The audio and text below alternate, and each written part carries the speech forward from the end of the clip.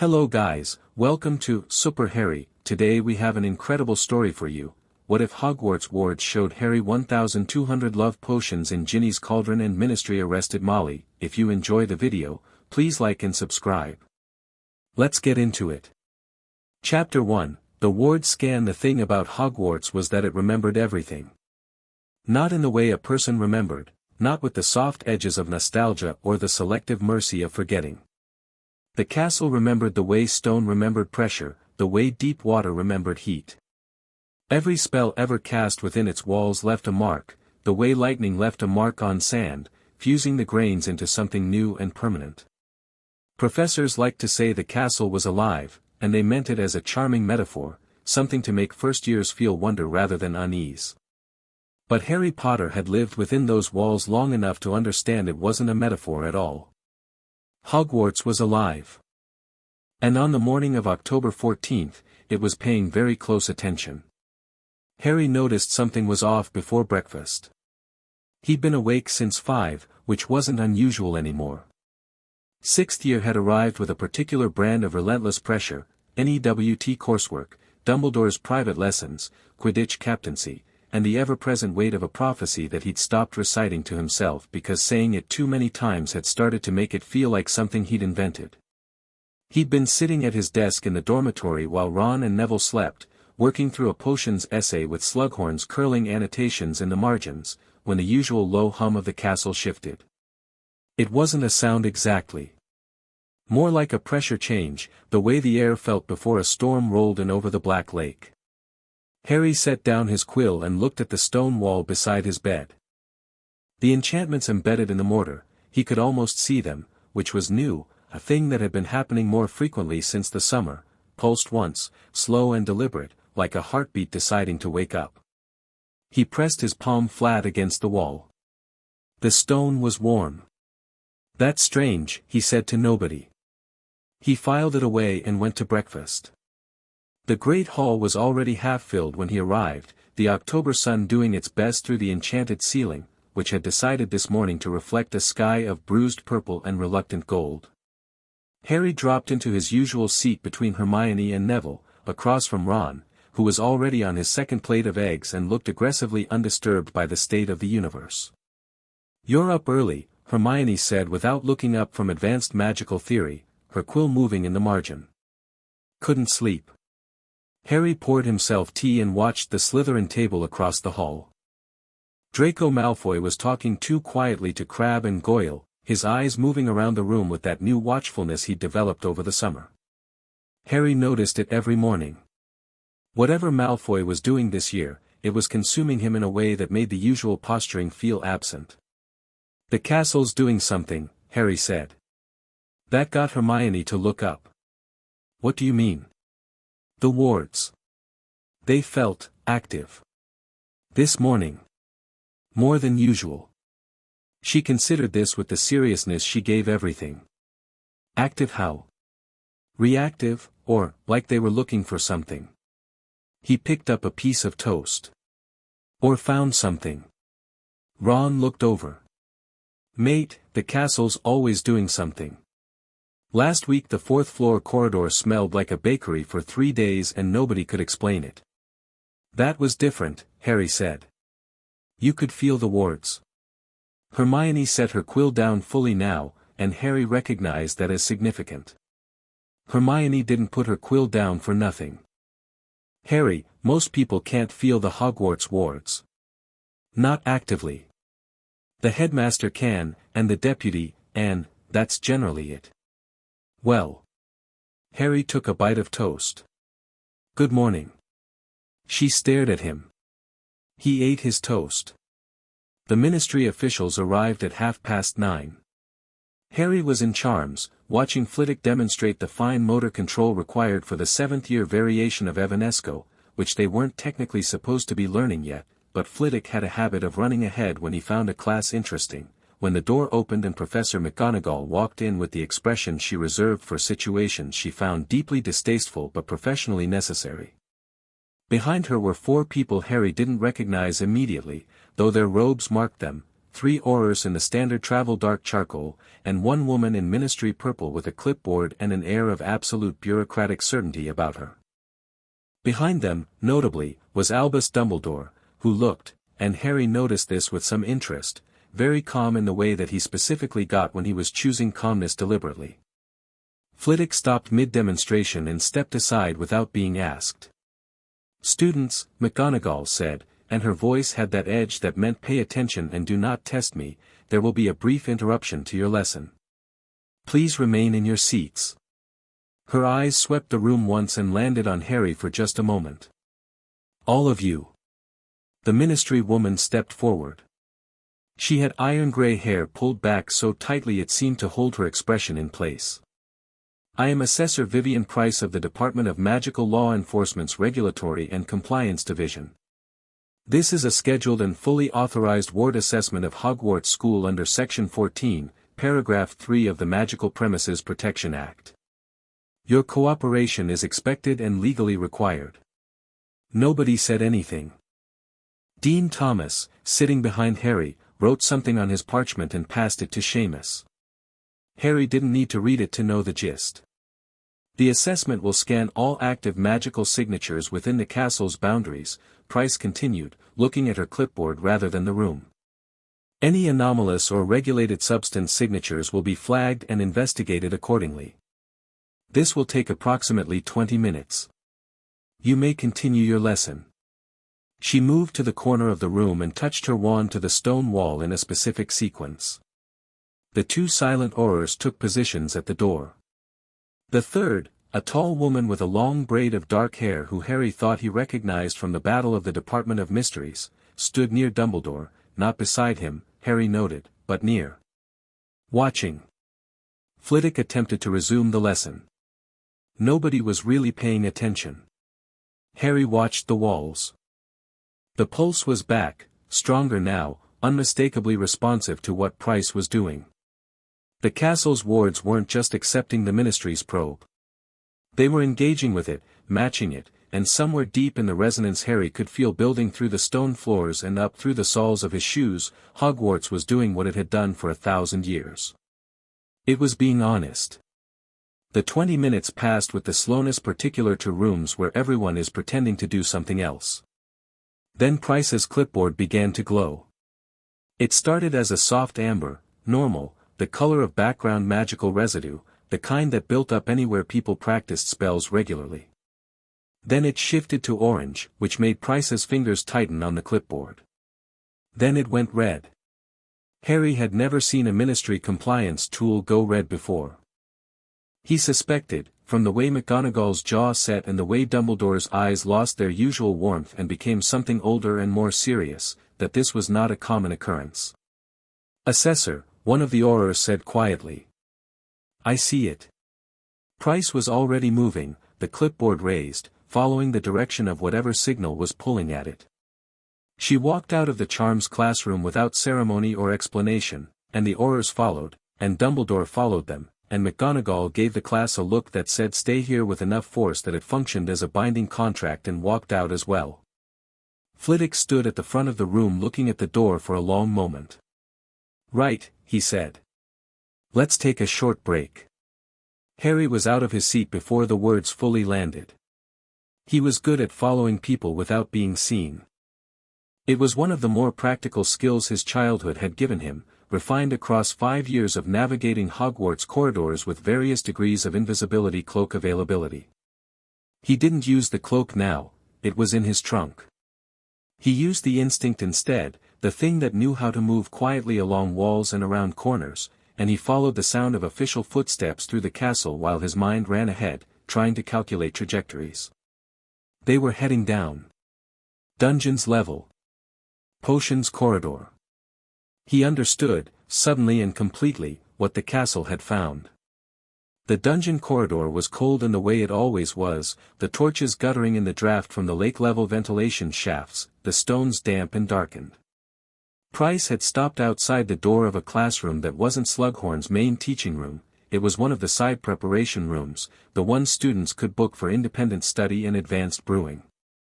Harry pressed himself into the alcove beside a suit of armor and watched through the gap as Price pushed the door open and went inside. He counted to 5 and moved to the doorway. The preparation room was small, lined with shelves of ingredients in various states of organization and disarray. There were 3 cauldrons on the central workbench, standard practice. Students often had multiple brews going at different stages. 2 were clearly visible, one with the pale blue of a calming draft and one that was empty and cooling. The 3rd was covered with a dampening cloth, the kind used to slow evaporation overnight. That one was the source of whatever the clipboard was tracking, because the red glow had deepened to something close to crimson. "Remove the cloth," Price said to one of the aurors. He lifted it, and the smell hit Harry even from the doorway, honey and something floral, something warm, something that made his brain produce a sound like "oh" and reach instinctively toward a feeling he recognized, a feeling he'd been having more and more over the past several months, the pull of warmth and rightness, and he stepped back from the doorway and pressed his back against the corridor wall. His heart was doing something irregular. He'd felt that smell before. He'd been feeling something like that smell for months, since before summer, since around the time Ginny Weasley had kissed him at the end of 5th year, and he'd felt, specifically, like the world had reorganized itself around a new and correct axis. He'd thought it was just, growing up, hormones, the natural development of feelings for someone he'd known for years. He'd thought it was real. The thing in his chest went very, very cold. Inside the room, Price was doing something with her wand over the open cauldron, and her clipboard was producing numbers now, actual quantities in glowing red numerals, and one of the aurors was writing things down, and Dumbledore stood in the center of it all with his hands folded behind his back and an expression Harry had never quite seen on his face before. Not guilt exactly. Something more like the face a person made when they'd chosen not to look at something and it had chosen to be visible anyway. "The volume confirms manufacturing intent," Price said. Her voice was completely flat, the tone of someone reading data they find personally inconvenient. "No single student project requires this quantity. Cross-referencing ownership of this study room booking, and the wand signature on the dampening charm, gives us a registered brewer." She turned to the auror with the clipboard. "Pull the Hogwarts enrollment manifest. Cross-reference against the wand signature registry." "Already done, Assessor." He held up his own parchment. The room was booked by Ginevra Weasley, 6th year. The dampening charm matches her wand signature. The silence in the room was very specific. "And the potion itself?" Dumbledore asked. His voice was quiet and careful, the voice he used when he was about to receive information he had, in some portion of himself, been expecting. Price touched her wand to the surface of the cauldron and read the result. "Amare vinculum. Compulsion class love potion. Not a commercial preparation, this has been individually tailored, which requires advanced knowledge or external guidance." She looked at the clipboard again. "Quantity registered, 1,240 doses." The number landed in Harry's ears like something physical. 1,240. He did the math without wanting to. A standard recreational love potion, the kind that produced a few hours of infatuation, worked in doses of 1. This wasn't that. Amare vinculum was a compulsion class compound, meaning it didn't just produce infatuation, it redirected deep emotional architecture, rewrote what felt natural, what felt like home.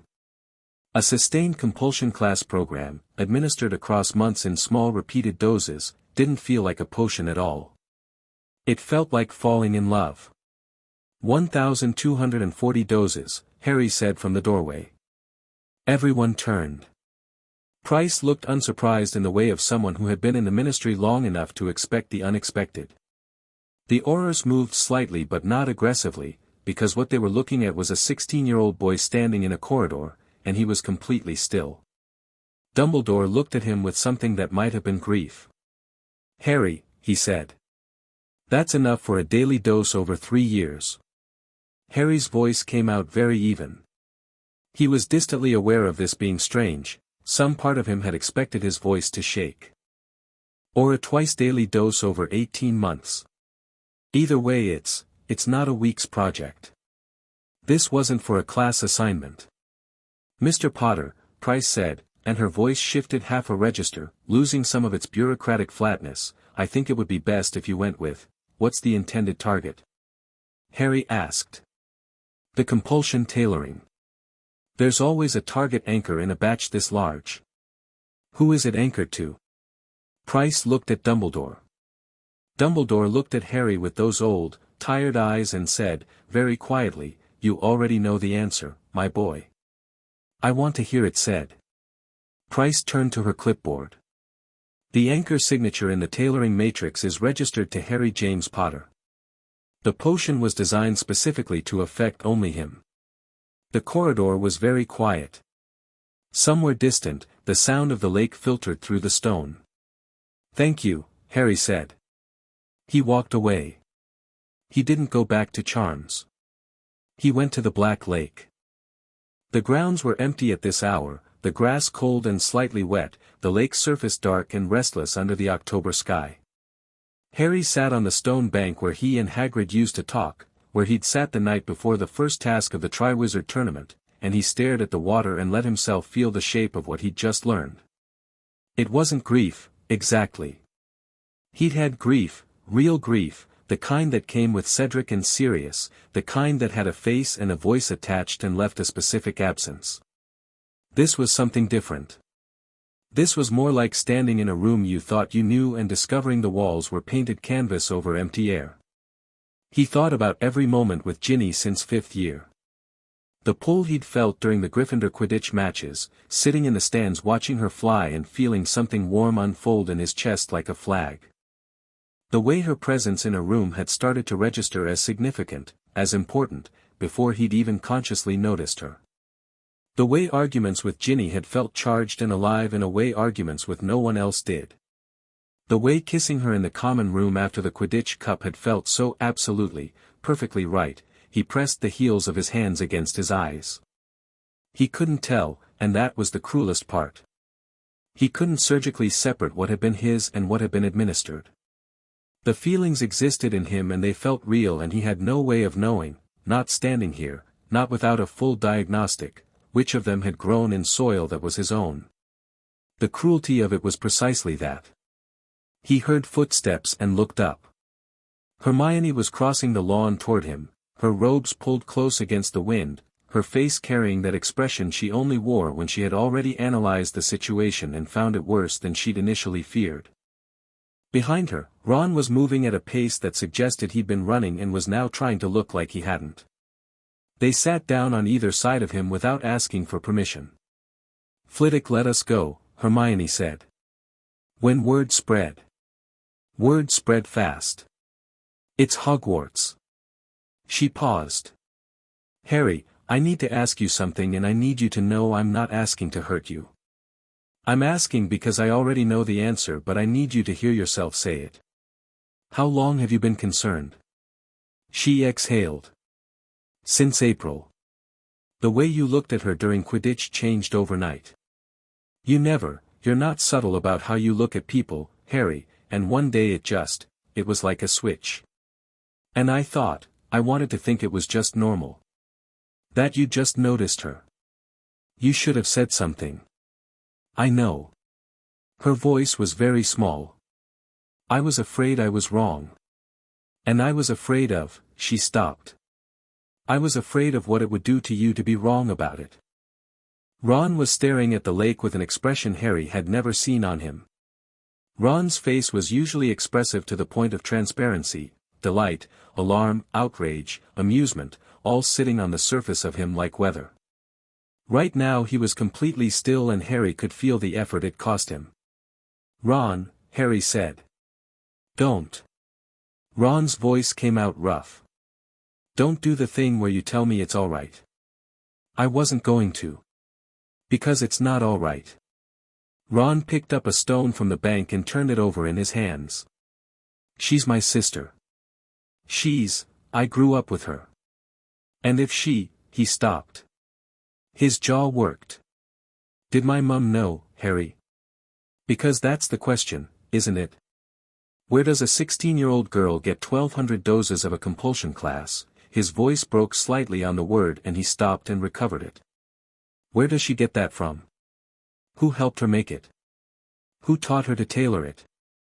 Harry had been asking himself the same question since the corridor. The answer sat in his chest like a stone. Someone with advanced knowledge of tailoring matrices, he said carefully. Someone who cooks potions for a family of 9 and has done for 30 years, Ron said. He threw the stone into the lake. It skipped 4 times. Someone who, he stopped. Someone who has always had a very specific plan for our family, and where everyone in it should end up, and who they should be with. The lake accepted the stone and went still. They sat with it for a moment. She loves you, Harry said. Molly. That's real. Whatever she did, whatever she thought she was doing, she loves all of you. I believe that. Love doesn't make it not what it is, Ron said. No. Harry looked at the water. It doesn't. Hermione had her hands flat on her knees, thinking. Harry recognized the posture. She was building something, running her way through the logical architecture of a problem. The ministry is going to move quickly, she said. A mare vinculum classified as compulsion class means it falls under the Magical Coercion and Consent Act, which was updated in 1987. The dosing volume alone pushes it from a misdemeanor to a criminal charge. If they can establish that the potion was manufactured externally and provided to Ginny, she paused. They'll go after whoever supplied it. Harry nodded slowly. They'll go to the Burrow. They'll go to the Burrow, she confirmed. They all knew what that meant. They found out what it meant at noon. The owl arrived during lunch, not a Hogwarts owl, one of the Black Ministry birds, the ones that came in official capacity and waited for acknowledgement rather than flying off. It landed in front of Harry with a precision that suggested it had been specifically keyed to find him, and it dropped a small sealed envelope on his plate, and it stared at him.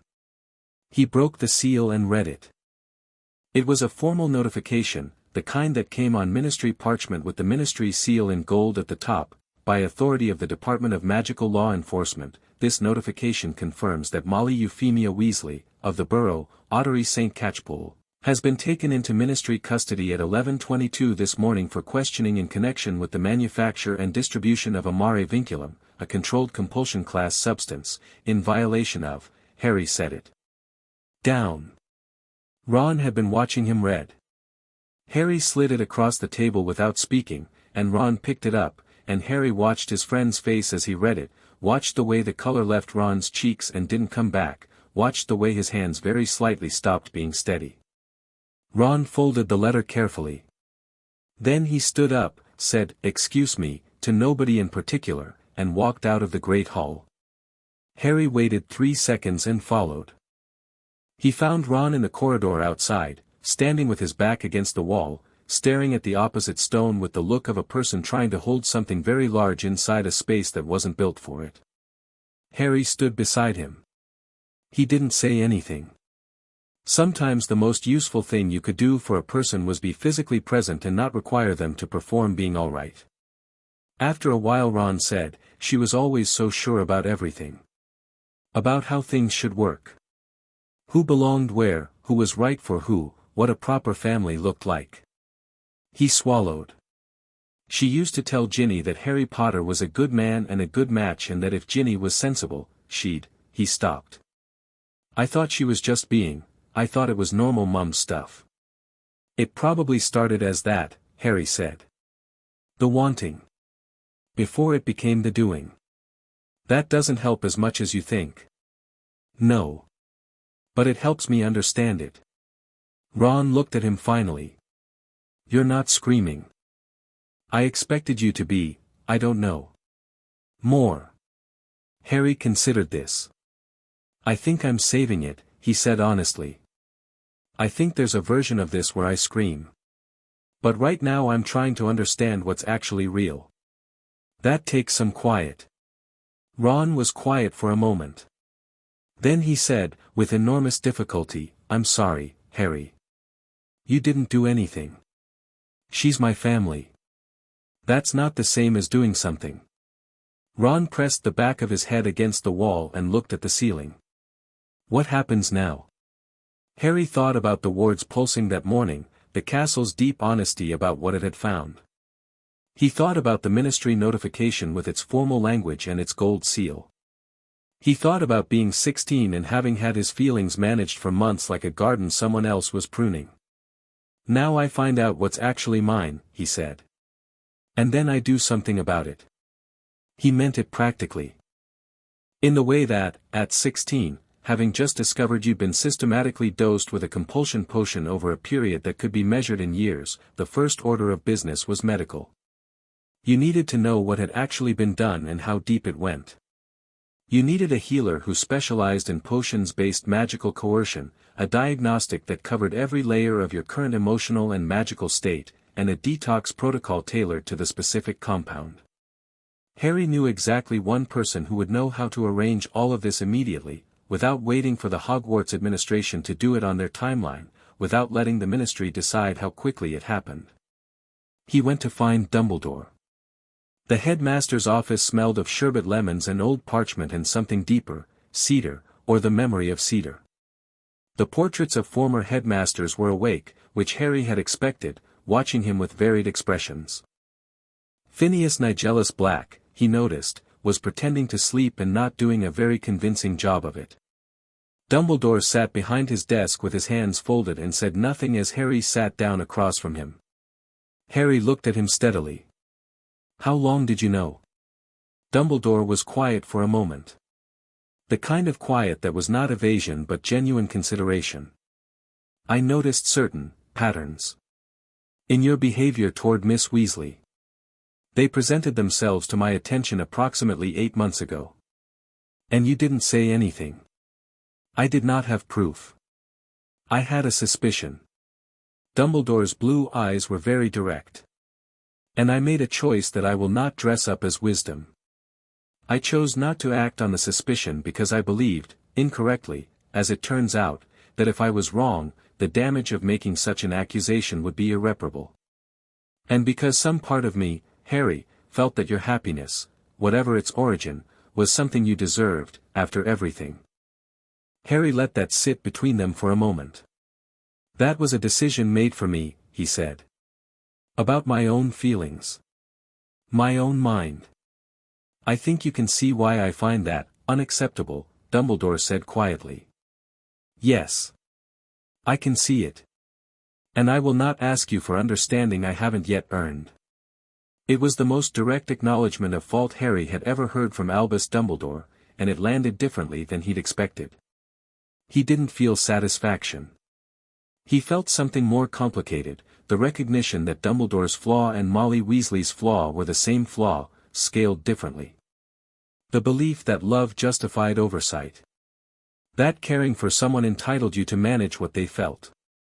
I need to go to St. Mungo's, Harry said. Today. I need a full diagnostic and a proper detox protocol. The ward scan showed what was in the cauldron, I need to know what's in me. Dumbledore nodded once. I will arrange it immediately. I will also send an owl to Madame Longbottom and to several other. No, Harry said. You'll arrange the healer and the transport. The rest, I'll handle. Dumbledore looked at him with those old eyes that had watched a century of remarkable people come through this office. Yes, he said, after a moment. I believe you will. Harry stood. One more thing.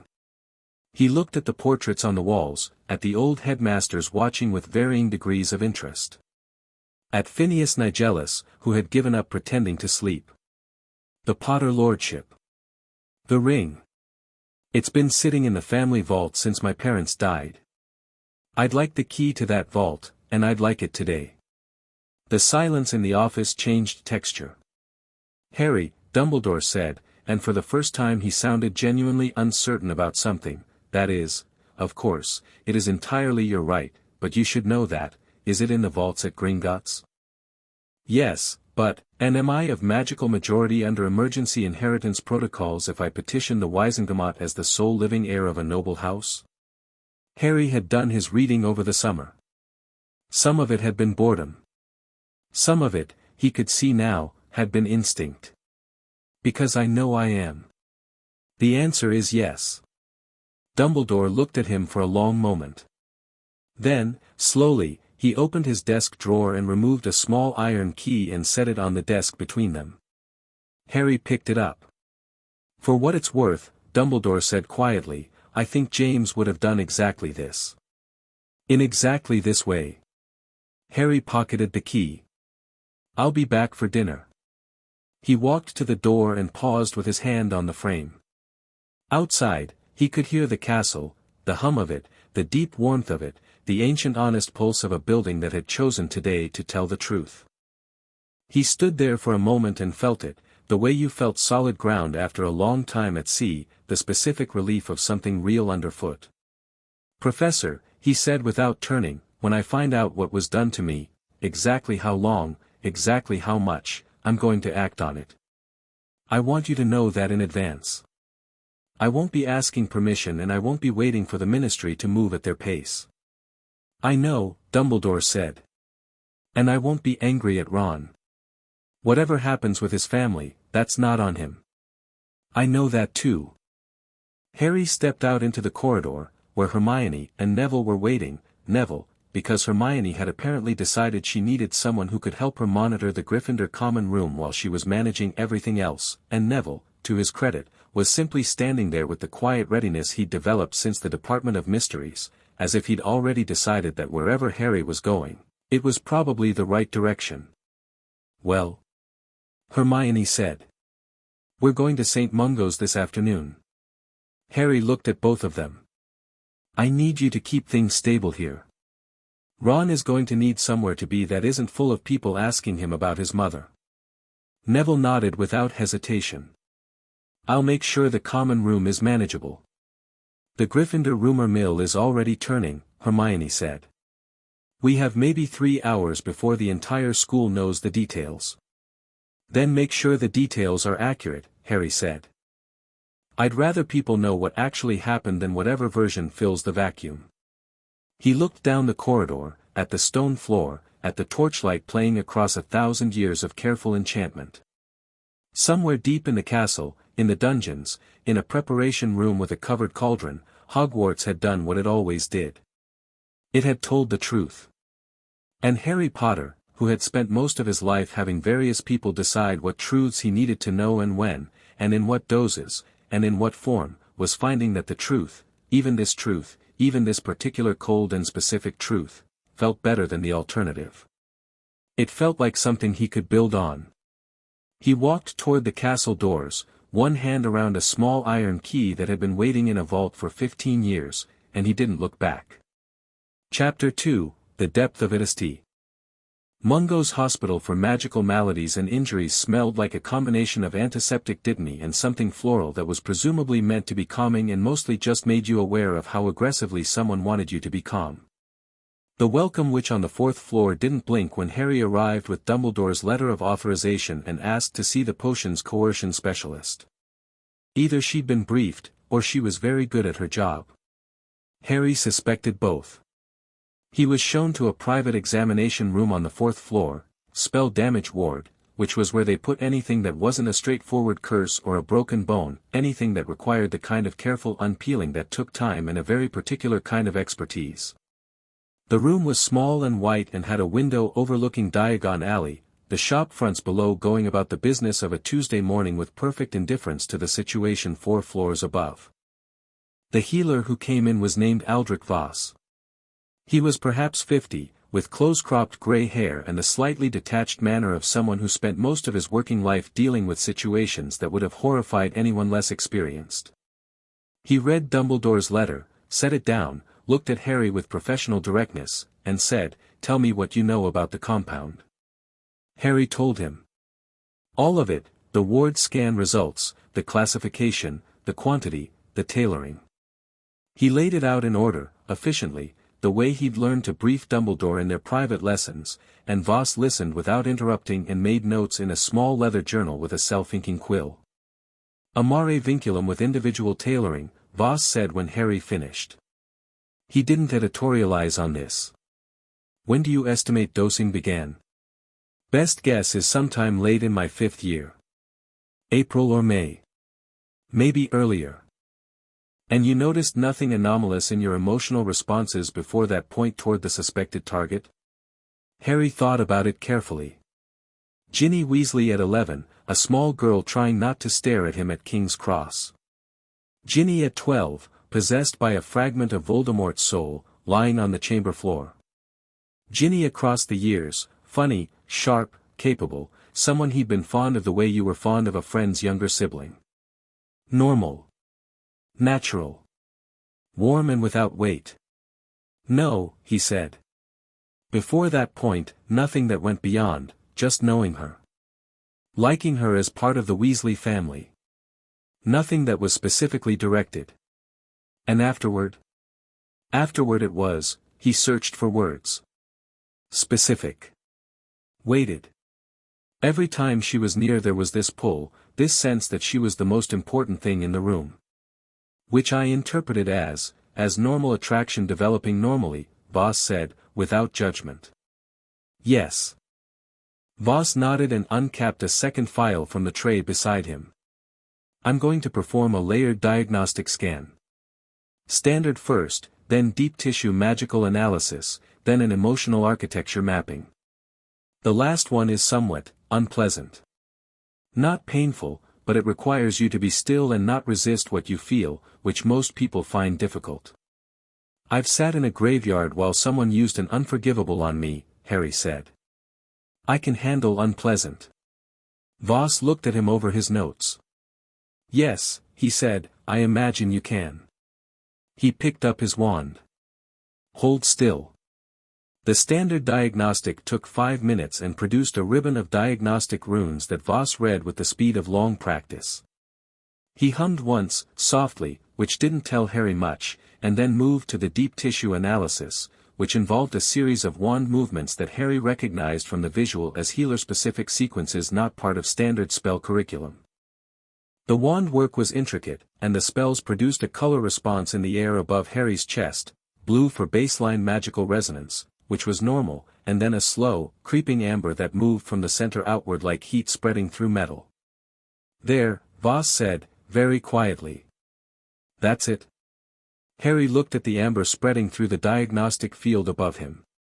It was larger than he'd expected. Much larger. That's it. Voss circled the bed slowly, reading the spread. Amare vinculum leaves a residual signature in the limbic magical pathways, the structures that govern emotional response and emotional memory. In an unaffected patient, those pathways show clean blue.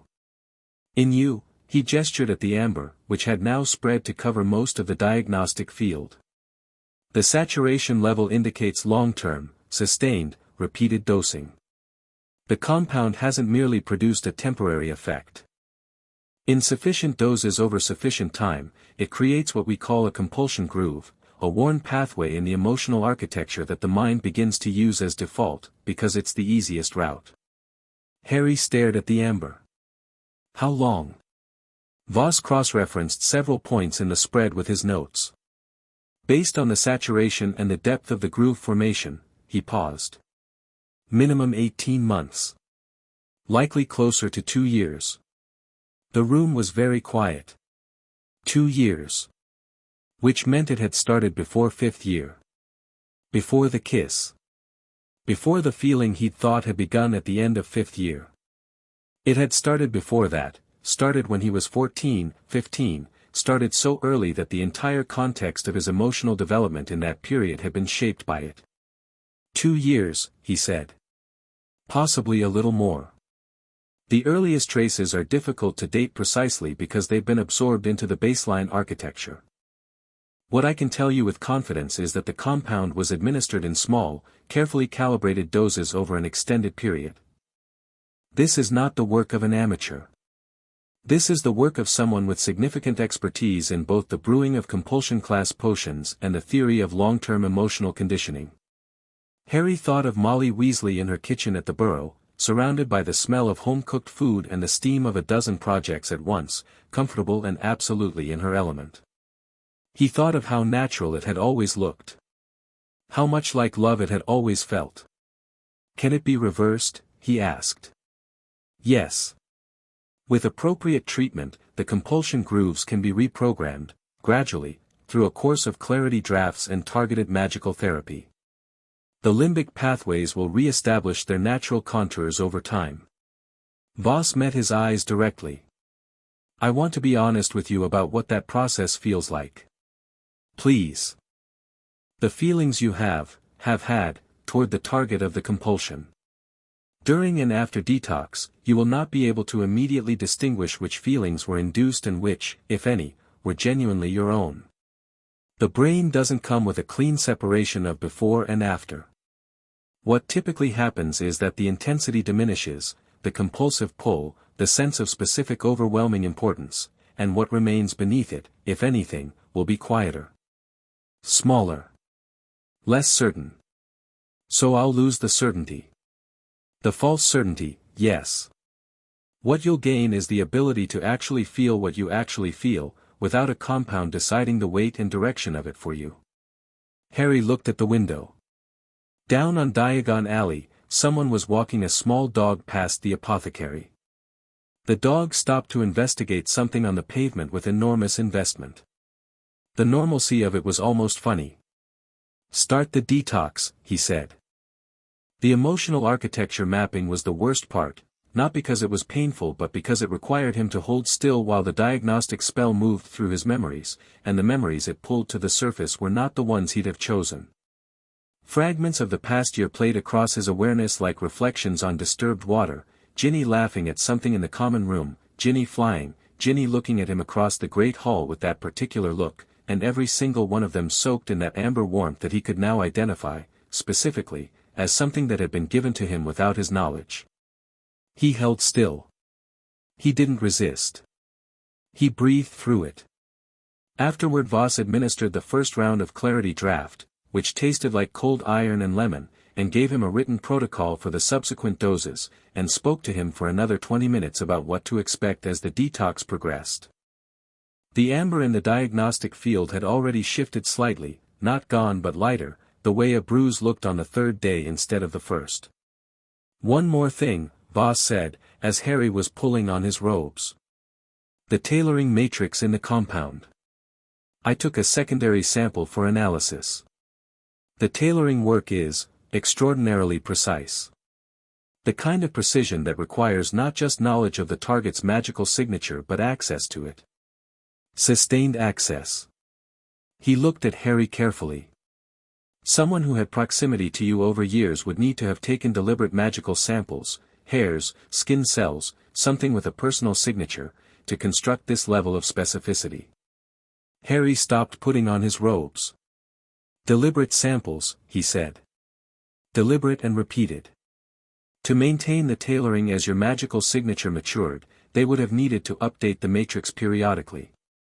Perhaps once a year. Harry thought about every Christmas at the Burrow. Every summer. Every time he'd sat at that kitchen table and eaten Molly Weasley's cooking and felt like he was somewhere that was finally, actually, home. He thought about how easy it would have been. How completely, devastatingly easy. He finished putting on his robes and walked out. Gringotts was a 10-minute walk through Diagon Alley and he did it alone, which he'd wanted.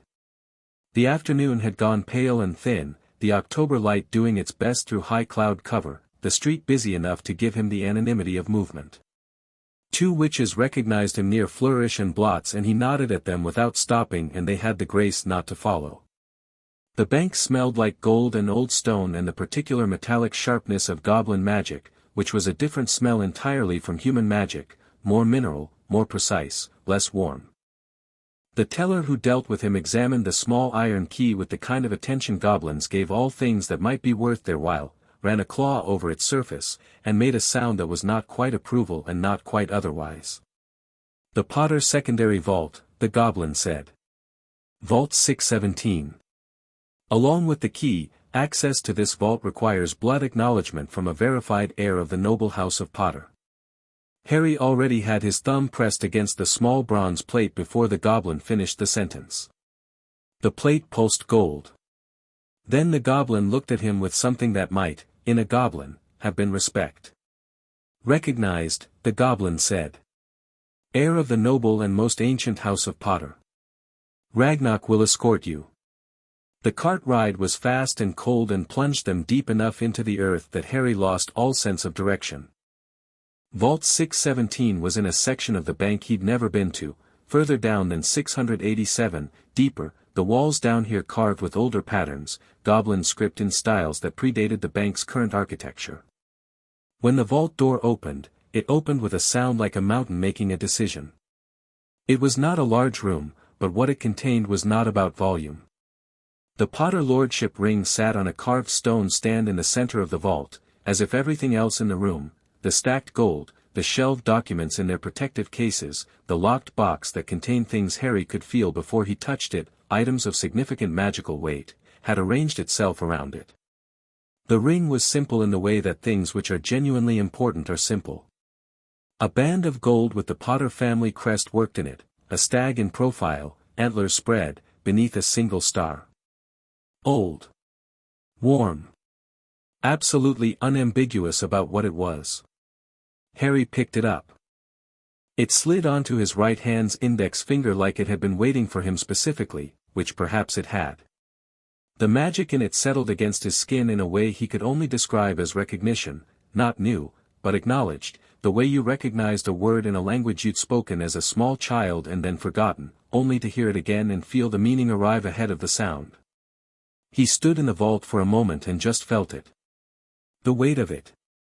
Then he looked around at the room. There were documents. Dozens of them in sealed cases, the wax imprinted with the Potter family seal. He couldn't take them all tonight, and he didn't try. He took the ring and the sealed case that looked most recent, probably his parents' wills, probably things Dumbledore had meant to tell him about at some point, probably things he should have known years ago, and he carried them back through the vaulted corridors and up into the afternoon light. He was back at Hogwarts by 5. The castle felt different when he walked through the doors. Or possibly he was different, the first dose of clarity draft already doing its quiet, methodical work in his system, the amber loosening its grip degree by degree. The pull he usually felt walking through the entrance hall, the specific gravitational lean of his attention toward wherever Ginny might be in the building, was still there but had a different quality now. Like music heard through a wall rather than directly, audible but no longer inescapable. He noticed this and filed it away. Ron was waiting for him in the entrance hall. He was sitting on the stone bench near the door to the great hall, elbows on his knees, turning his wand end over end in his fingers. When he heard Harry's footsteps he looked up, and Harry saw in one glance the full shape of what the afternoon had done to him. Ron had always been a person whose face told you everything, but this wasn't his usual transparency. This was the look of someone who'd been forced to feel several unbearable things in a short space of time and had managed to feel all of them without collapsing, which had taken everything he had. "I talked to Ginny," Ron said. Harry sat on the bench beside him. "How'd that go?" she cried. Ron's voice was flat, not cold, just depleted. "She said she was sorry. She said she hadn't, she kept saying she hadn't known how wrong it was." He turned his wand over twice more. "She knew what she was doing, Harry. She knew it was a potion. She'd convinced herself it was helping you. That you were going to be happy anyway so the how didn't matter. She convinced herself of a lot of things," Harry said. "She started crying harder when she said Mom had told her it was practically a love spell, not a real, that it was no different from wearing something nice or," Ron stopped. "You know the thing is, I can hear Mum's voice in all of it. The reasoning. The certainty that she knew better. That's what's making me," he ran a hand through his hair, which went approximately nowhere. "That's what I keep getting stuck on. I can hear her in every single justification Ginny gave me." Harry looked at his friend's profile in the dim entrance hall light. Ron Weasley had spent his entire life in the immense warm shadow of a mother who loved fiercely and managed completely, who had raised 7 children with a kind of absolute certainty about how the world should work. Growing up in that, you'd absorb it. You'd assume certainty was just how love expressed itself. "Ron," he said carefully.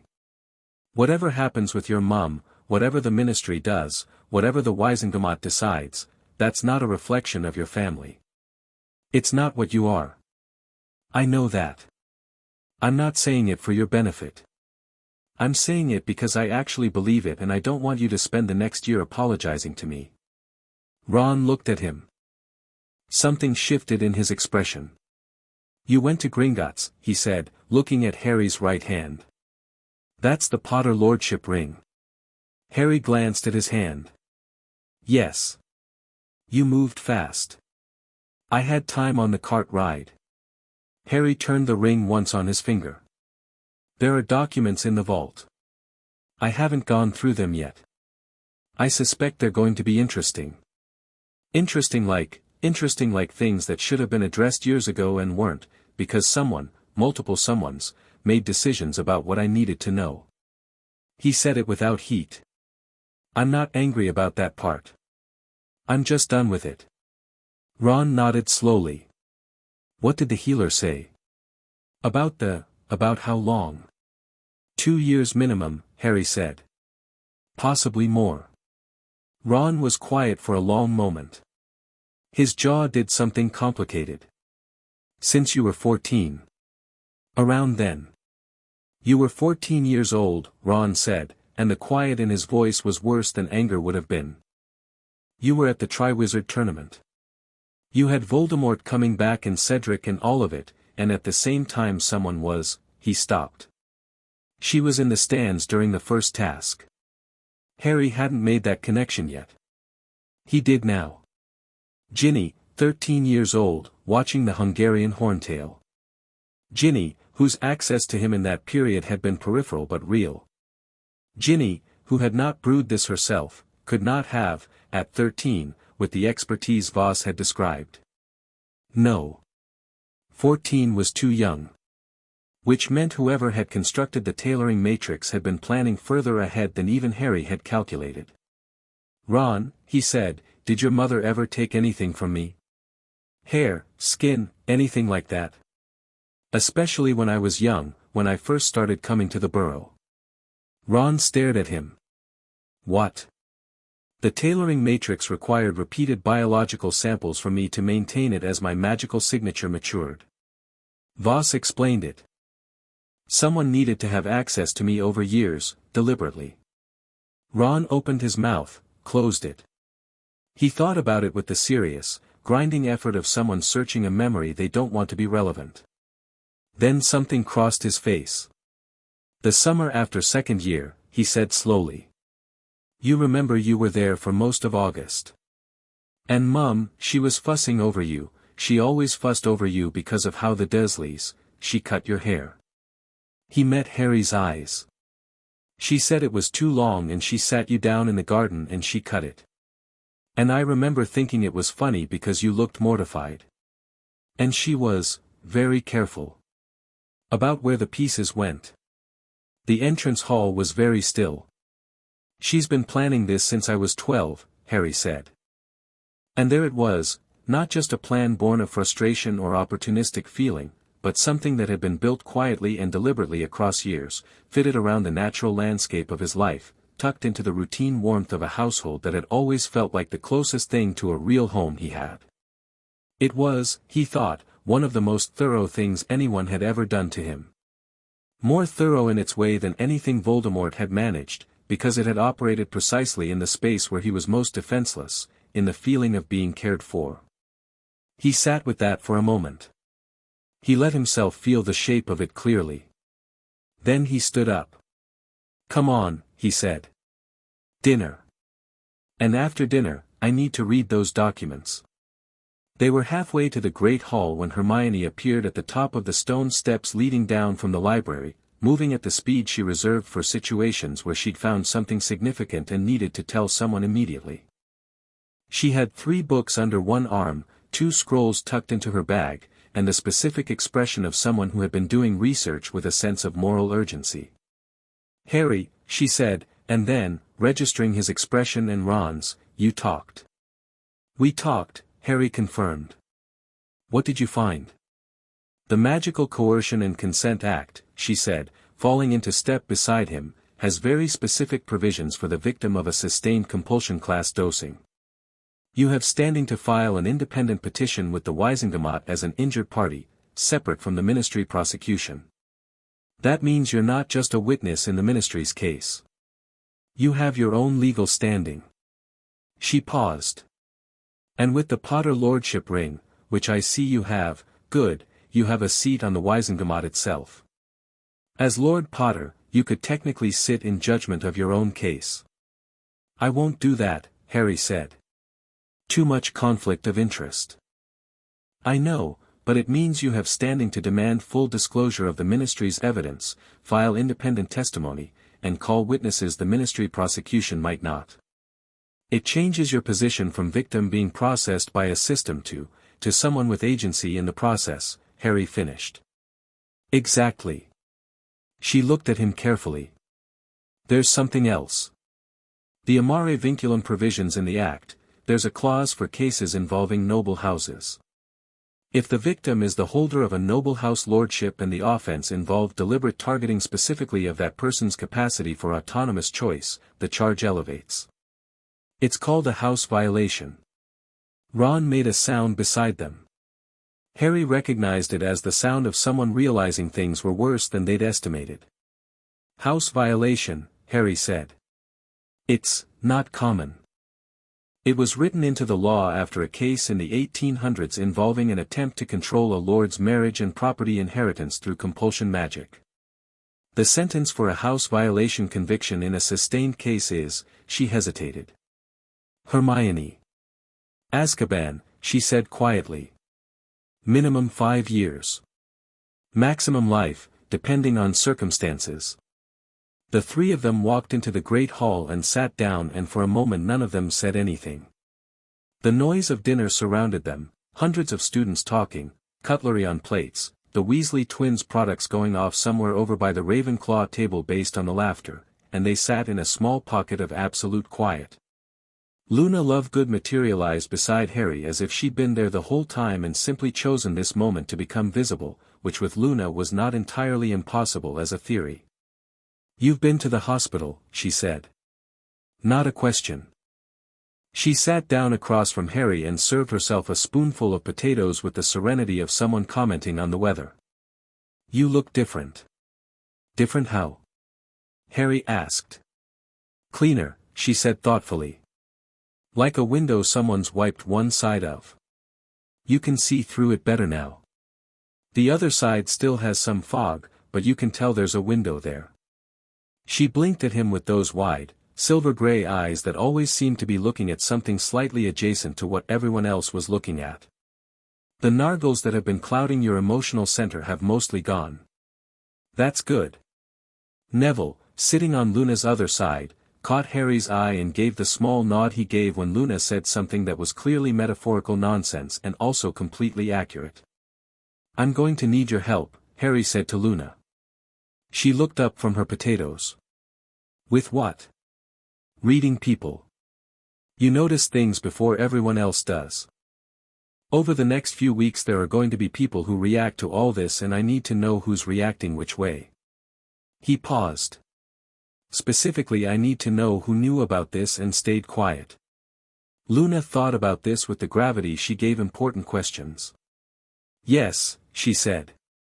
I can do that. People leak their real feelings in the direction they don't look. You just have to notice where the not looking is. That's exactly what I meant, Harry said. Across the hall at the Slytherin table, Draco Malfoy was watching their group with the particular attention of someone who has just learned new information and is assessing its strategic implications. When Harry's eyes met his, Malfoy didn't look away, which was interesting, because the usual performance was a sneer and a deliberate break of eye contact. Instead he held Harry's gaze for a moment with something that might have been calculation, and then turned back to his food. Harry filed that away too. After dinner he sat in the corner of the Gryffindor common room with the sealed documents from the Potter vault and opened them with steady hands. The wax seal broke with a sound like a book spine cracking, and the parchment inside unrolled itself with the slight resistance of years of containment. His parents' wills. Both of them, bound together with a slip of conjured twine and dated October 31st, 1981, filed the morning of the day they died, which meant they'd known it was coming. The thought of that, his parents sitting down on the last morning of their lives to make sure the documents were in order, landed quietly in his chest. He read. The wills were thorough. James Potter had left specific instructions for Harry's guardianship, not the Dursleys. Not once, not as a primary, not as any option. The guardianship had been assigned first to Sirius Black, second to Remus Lupin, third to Frank and Alice Longbottom, with explicit instruction that Harry was not to be placed with any Muggle relation, specifically citing concerns about the environment it would provide for a magical child. The codicil at the end of Lily's will, in her handwriting which Harry recognized from her letters in Sirius's Things, read, "Under no circumstances should Harry be placed with my sister's family. I love Petunia and I know she doesn't understand magic and I know she is afraid of it and I know that fear will shape how she treats my son. Please. Not the Dursleys." Harry put the parchment down on the table. Hermione, who had been sitting next to him reading over his shoulder without asking permission because they had long since passed the point where that was necessary, made a sound that was not quite a word. Dumbledore knew this, Harry said. It came out very quiet. He had to have known.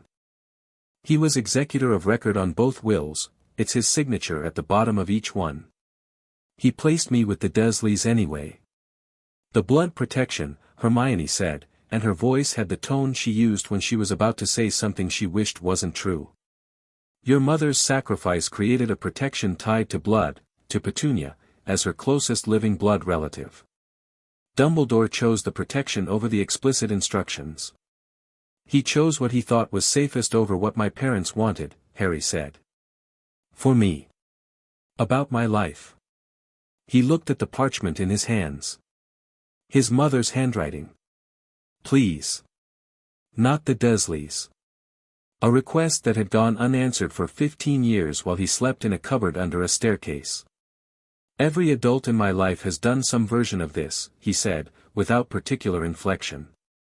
Every single one of them. Dumbledore. Molly Weasley. The Ministry. All of them loving me in ways that involved deciding things for me without my knowledge or consent. He set the parchment carefully on the table. I'm done being something that happens to people. I'm done being a problem they manage. The fire crackled in the hearth.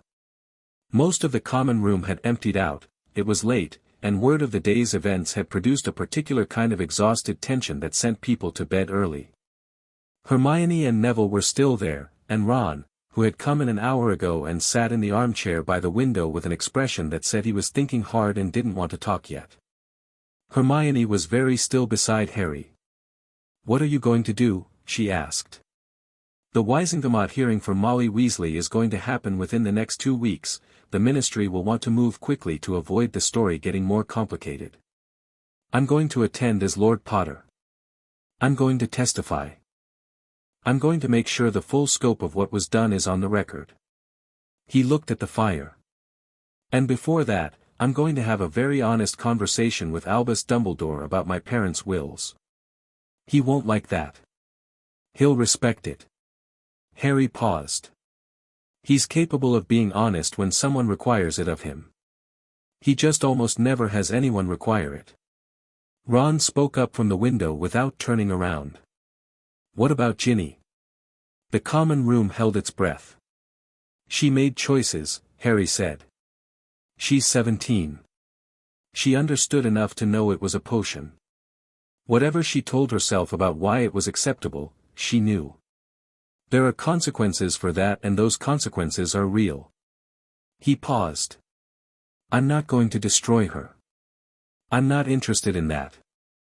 But I'm also not going to pretend it didn't happen because forgiving someone quickly is easier than processing what they actually did. Ron turned from the window then.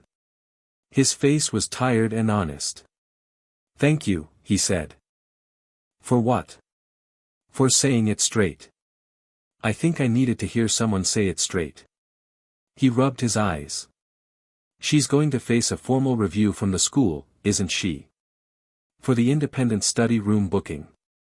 If they connect the room to the brewing, almost certainly, Hermione said. McGonagall won't have a choice. And if the Wisengamot ruling includes a provision about knowing participation, one thing at a time, Harry said. He rolled the wills carefully and slid them back into their case. The Potter ring was warm against his hand, that quiet weight of recognition. He looked down at it for a moment, at the stag, antlers spread, the single star above. He thought about his father sitting down on the last morning of his life to make sure the documents were in order. He thought about what James Potter had believed about his son's future, what he tried to protect in ink even when he couldn't protect it in person. I know, Dad, he thought. I know you tried. But I've got it from here. Neville had been quiet for most of the evening, which was one of the things Harry valued about him. Neville had learned to inhabit the room with whatever the room needed, to be present without crowding. But now he leaned forward in his chair and said, Harry, there's something you should know. About Malfoy. Everyone looked at him. I've been watching him this year. I know everyone's watching him, but I've been specifically watching him, and tonight at dinner, when the news was going around, Neville's expression was carefully neutral. He didn't look satisfied. When bad things happen to you, and I mean historically, things like Sirius, or Umbridge, or anything, Malfoy has always had this look. This specific pleased look. He paused. He didn't have that tonight. He looked disturbed. Like someone who'd heard news that changed the shape of a plan he was already running. The fire popped. What kind of plan? Hermione asked. I don't know. But whatever Malfoy is doing this year, and he's definitely doing something, what happened today affects it. And the way he looked at Harry at dinner, Neville thought carefully about his next words. It wasn't contempt. It was almost like reassessment. Harry thought about Malfoy holding his gaze at dinner. The calculation in it. Keep watching him, Harry said. Neville nodded. Already am. The fire burned down slowly. The portrait of the fat lady could be heard faintly on the other side of the entrance, talking to someone who'd come in late. Outside the tower windows, the October grounds were dark and cold, the lake invisible, the Quidditch pitch a shadow in the distance. Harry sat in the warmth of the common room and felt, with the particular clarity that the clarity draft was already beginning to provide, the shape of the world around him. The Hogwarts wards were still active. He could feel them even up here, at the top of Gryffindor Tower, the deep pulse of the castle's awareness moving through the stone beneath his feet. The castle that had chosen, this morning, to tell the truth. He thought about what Voss had said. What remains beneath it, if anything, will be quieter. Smaller. Less certain. He thought about the amber on the diagnostic field. Already lighter. He thought about his parents' wills, his mother's handwriting, the small iron key in his pocket now joined by the weight of the ring on his finger. He thought about the Wisengamot hearing that was coming, and Dumbledore's conversation tomorrow, and the detox course that would take weeks and the political navigating that would take longer, and all of it sat in front of him not as a wall but as a road, specific and traversable. He was 16 years old and he had been managed and maneuvered and medicated for most of his life by people who loved him in the wrong direction, and he was done. Not angry about it. Not broken by it. Just done. He stood up, said good night to his friends, and went to bed. For the first time in months, his sleep was not full of warmth and certainty and the pull of something amber. It was full of nothing at all, and that nothing was the best thing he'd felt in a long time. Chapter 3, The Weight of a Name. The conversation with Dumbledore happened at 7 in the morning. Harry had been awake since 5 again, but this time not from restlessness, from purpose. He'd lain in bed for an hour running through the documents he'd read the night before, organizing what he knew into what mattered, and then he dressed quietly while the rest of the dormitory slept and walked through the empty castle with the particular satisfaction of being the first person moving through a space that was otherwise still. The gargoyle outside Dumbledore's office stepped aside before Harry said the password. He wasn't sure if that was the lordship ring or the castle's continued mood of cooperative honesty or simply Dumbledore having left instructions, and he decided it didn't particularly matter. He climbed the spiral staircase and knocked twice. "Come in, Harry." Dumbledore was already at his desk, which meant he'd either been there all night or risen earlier than Harry, and given the state of the office, fresh tea on the side table, a small plate of biscuits that hadn't been there yesterday, the fireplace burning with a new log, it was probably the latter. He looked, Harry thought, like a man who had spent the night in conversation with himself and arrived at some conclusions he wasn't entirely comfortable with. Good. That was the right preparation for this conversation. Harry sat down and placed his parents' wills on the desk between them. Dumbledore looked at them. The familiar blue eyes moved over the Potter family seal on the cases with an expression Harry recognized now, not guilt exactly, but the face of a man who had made a choice he still believed was necessary and was now required to defend it to someone with the right to demand that defense. "You've read them," Dumbledore said. "Both of them?" Harry kept his voice even. "My father listed 3 guardians. My mother added a specific codicil excluding the Dursleys by name." He let that sit for a moment. "Your signature is at the bottom of both as executor of record." "Yes." "So you knew. From the first night. When you left me on their doorstep, you knew it was specifically against my parents' wishes." Dumbledore folded his hands on the desk and didn't look away. "I knew," he said. "And I chose to act differently than they had instructed. I will not pretend otherwise, and I will not insult you by framing it as anything other than what it was, a unilateral decision I made about your life based on what I believed was necessary to protect you." Harry studied him. "Tell me the reasoning. Fully. Not the version that makes you look wise. The actual reasoning." For a moment Dumbledore was very still. The portraits were listening, Harry could feel it, the particular quality of attention that old painted eyes produced, all of them awake and watching and saying nothing. Even Phineas Nigellus, who had opinions about everything. "The blood protection Lily created," Dumbledore began, "was unlike anything I had seen in a century of magical study. Her sacrifice, not merely her death, but her deliberate choice to die in your defense when she could have stepped aside, created a ward that required blood to sustain it. Petunia's blood. The protection would hold as long as you could call the place where her blood lived your home. If I had placed you with Sirius, or with Remus, the protection would not have held. And Voldemort, though diminished, was not gone. I still believe, that the threat he posed in those years was real enough to justify ignoring what my parents specifically asked for. To justify what I judged to be necessary," Dumbledore said. "Which is precisely what you are objecting to, and you are right to object." Harry looked at him. "Say it plainly." Dumbledore met his gaze without flinching. "I placed my judgment above your parents' wishes. I placed my assessment of your safety above your well-being. I chose to protect Harry Potter the symbol rather than Harry Potter the child, and I will carry that as the error it was." He paused.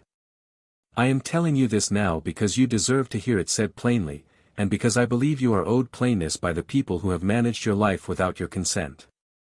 It is the very least of what you're owed." The office was quiet. Harry had expected this conversation to feel like a confrontation. It didn't. It felt more like the moment when you've been carrying something heavy for a long time and someone finally acknowledged the weight. Not offered to take it, just acknowledged it. "I'm not removing you as headmaster," Harry said. "I'm not withdrawing from the private lessons.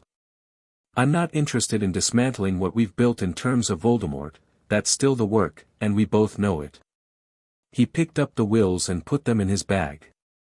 "But from this point forward, anything you know that pertains to my life, my family, my history, my situation, I hear it directly.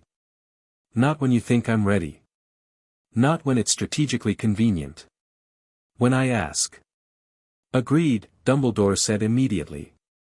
"And if I find out there's more that you've withheld about my parents, about the Potters, about anything in those vaults, the conversation we have about that will be considerably less comfortable than this one." "Also agreed." Dumbledore's expression shifted very slightly, and Harry recognized what it was, something that might have been, from Albus Dumbledore, relief. The relief of a man who had been waiting for someone to hold him to a standard and had just, finally, had it happen. Harry. There is one thing I should tell you now, in the spirit of that agreement. Harry waited. I have been in contact with the Department of Magical Law Enforcement this morning regarding the Wisengamot hearing for Molly Weasley. The hearing has been scheduled for the 20th of October. He paused. There are parties within the ministry who would prefer this hearing to be limited in scope. Focused narrowly on the possession and distribution of a controlled substance, rather than on the full scope of the coercion. Because the full scope includes a house violation charge, Harry said. And a house violation charge against someone connected to the Weasley family, a family with a ministry employee, a war hero, a broadly beloved public figure, would be politically uncomfortable for several people, Dumbledore confirmed. There are individuals who would rather this resolved quietly. It won't, Harry said. Arrange my recognition as Lord Potter with the Wisengamot Registry. I want it formalized before the 20th. Dumbledore looked at him over his half-moon spectacles with an expression that belonged on the face of a professor watching a student solve a problem he hadn't taught yet. I'll have it done by end of week, he said. Harry stood, picked up his bag, and paused at the door. The Wisengamot seat that comes with the lordship, do I have to wait until I'm 17 to exercise it? Under normal circumstances, yes. Under the Magical Coercion and Consent Act's victim provisions, a minor holder of a noble house lordship can exercise limited Wisengamot standing in cases directly pertaining to their victimization. He paused. You have standing to speak and testify. To vote on the specific matter, you would need a proxy holder. Who can hold a proxy? Any recognized Wisengamot member. Traditionally a family ally or a legal representative. Harry thought for a moment. What about Neville? Does the Longbottom Lordship have a seat? Augusta Longbottom holds the Longbottom seat currently, yes. She'd hold my proxy. Harry considered it. She likes me. She respects what Neville's become. And she is specifically not someone who will be pushed around by the ministry's preferred outcome. Dumbledore looked at him steadily. I'll send her an owl, he said. I'll send it myself, Harry said. But thank you. He walked down the spiral staircase and out into the morning castle, where breakfast was just beginning to fill the great hall with noise and smell. He felt the conversation behind him settle into its proper place, not resolved exactly, not fully healed, but honest. Honesty was the foundation. Everything else could be built on it. He walked into the great hall wearing the Potter ring on his right hand and, for the first time in as long as he could remember, not feeling like someone else's project. The reaction to the ring was subtle and immediate among the people who knew what it meant, which at Hogwarts was a significant proportion of the student body. The Hogwarts population skewed toward families that paid attention to wizarding politics and tradition, and the sight of an obviously old and significant piece of jewelry on Harry Potter's right hand, the morning after the ward scan and Molly Weasley's arrest, was a signal that read clearly. By the time Harry reached the Gryffindor table, 3 Hufflepuffs he barely knew had looked up and registered something. At the Ravenclaw table, Padma Patil and Anthony Goldstein were in a conversation that had just changed direction. At the Slytherin table, Draco Malfoy wasn't eating. You wore it to breakfast, Hermione said, looking up from her tea with exactly the expression he'd anticipated, equal parts approval and tactical assessment. That's deliberate. Everything I do in the next 2 weeks is deliberate, Harry said, sitting down and loading his plate. Pass the toast. She passed the toast. Dumbledore? Handled. He's formalizing the lordship recognition before the 20th. And I've decided that Augusta Longbottom should hold my Wisengamot proxy. Hermione blinked. That's, actually brilliant. She's, not someone who takes direction well from ministry officials, Harry finished. Which is the point? Ron was looking at his cereal. He'd been quieter since last night, which Harry understood. The day had deposited an enormous weight on him and he was carrying it the way he carried heavy things, steadily and without complaint and with enormous invisible effort. He looked up when Harry said Augusta Longbottom's name and something like wry recognition crossed his face. "She terrifies half the Wisengamot," Ron said. "I've heard Dad say she argued a man into tears once in open session." "Good," Harry said. Neville arrived late, slightly pink in the face from running, and dropped into his seat with the expression of a person who'd had a more eventful morning than expected. He looked at Harry, then at the ring, then back at Harry. "Augusta Longbottom," Harry said, before Neville could speak. "I'm going to write to her this morning." "Would you?" "She'll say yes," Neville said immediately. "She already likes you. And she's been waiting for someone to." He stopped, glancing around the table. "She said something to me last year. After the Department of Mysteries. She said the old houses needed to remember how to stand up straight." "Tell her I'm working on it," Harry said.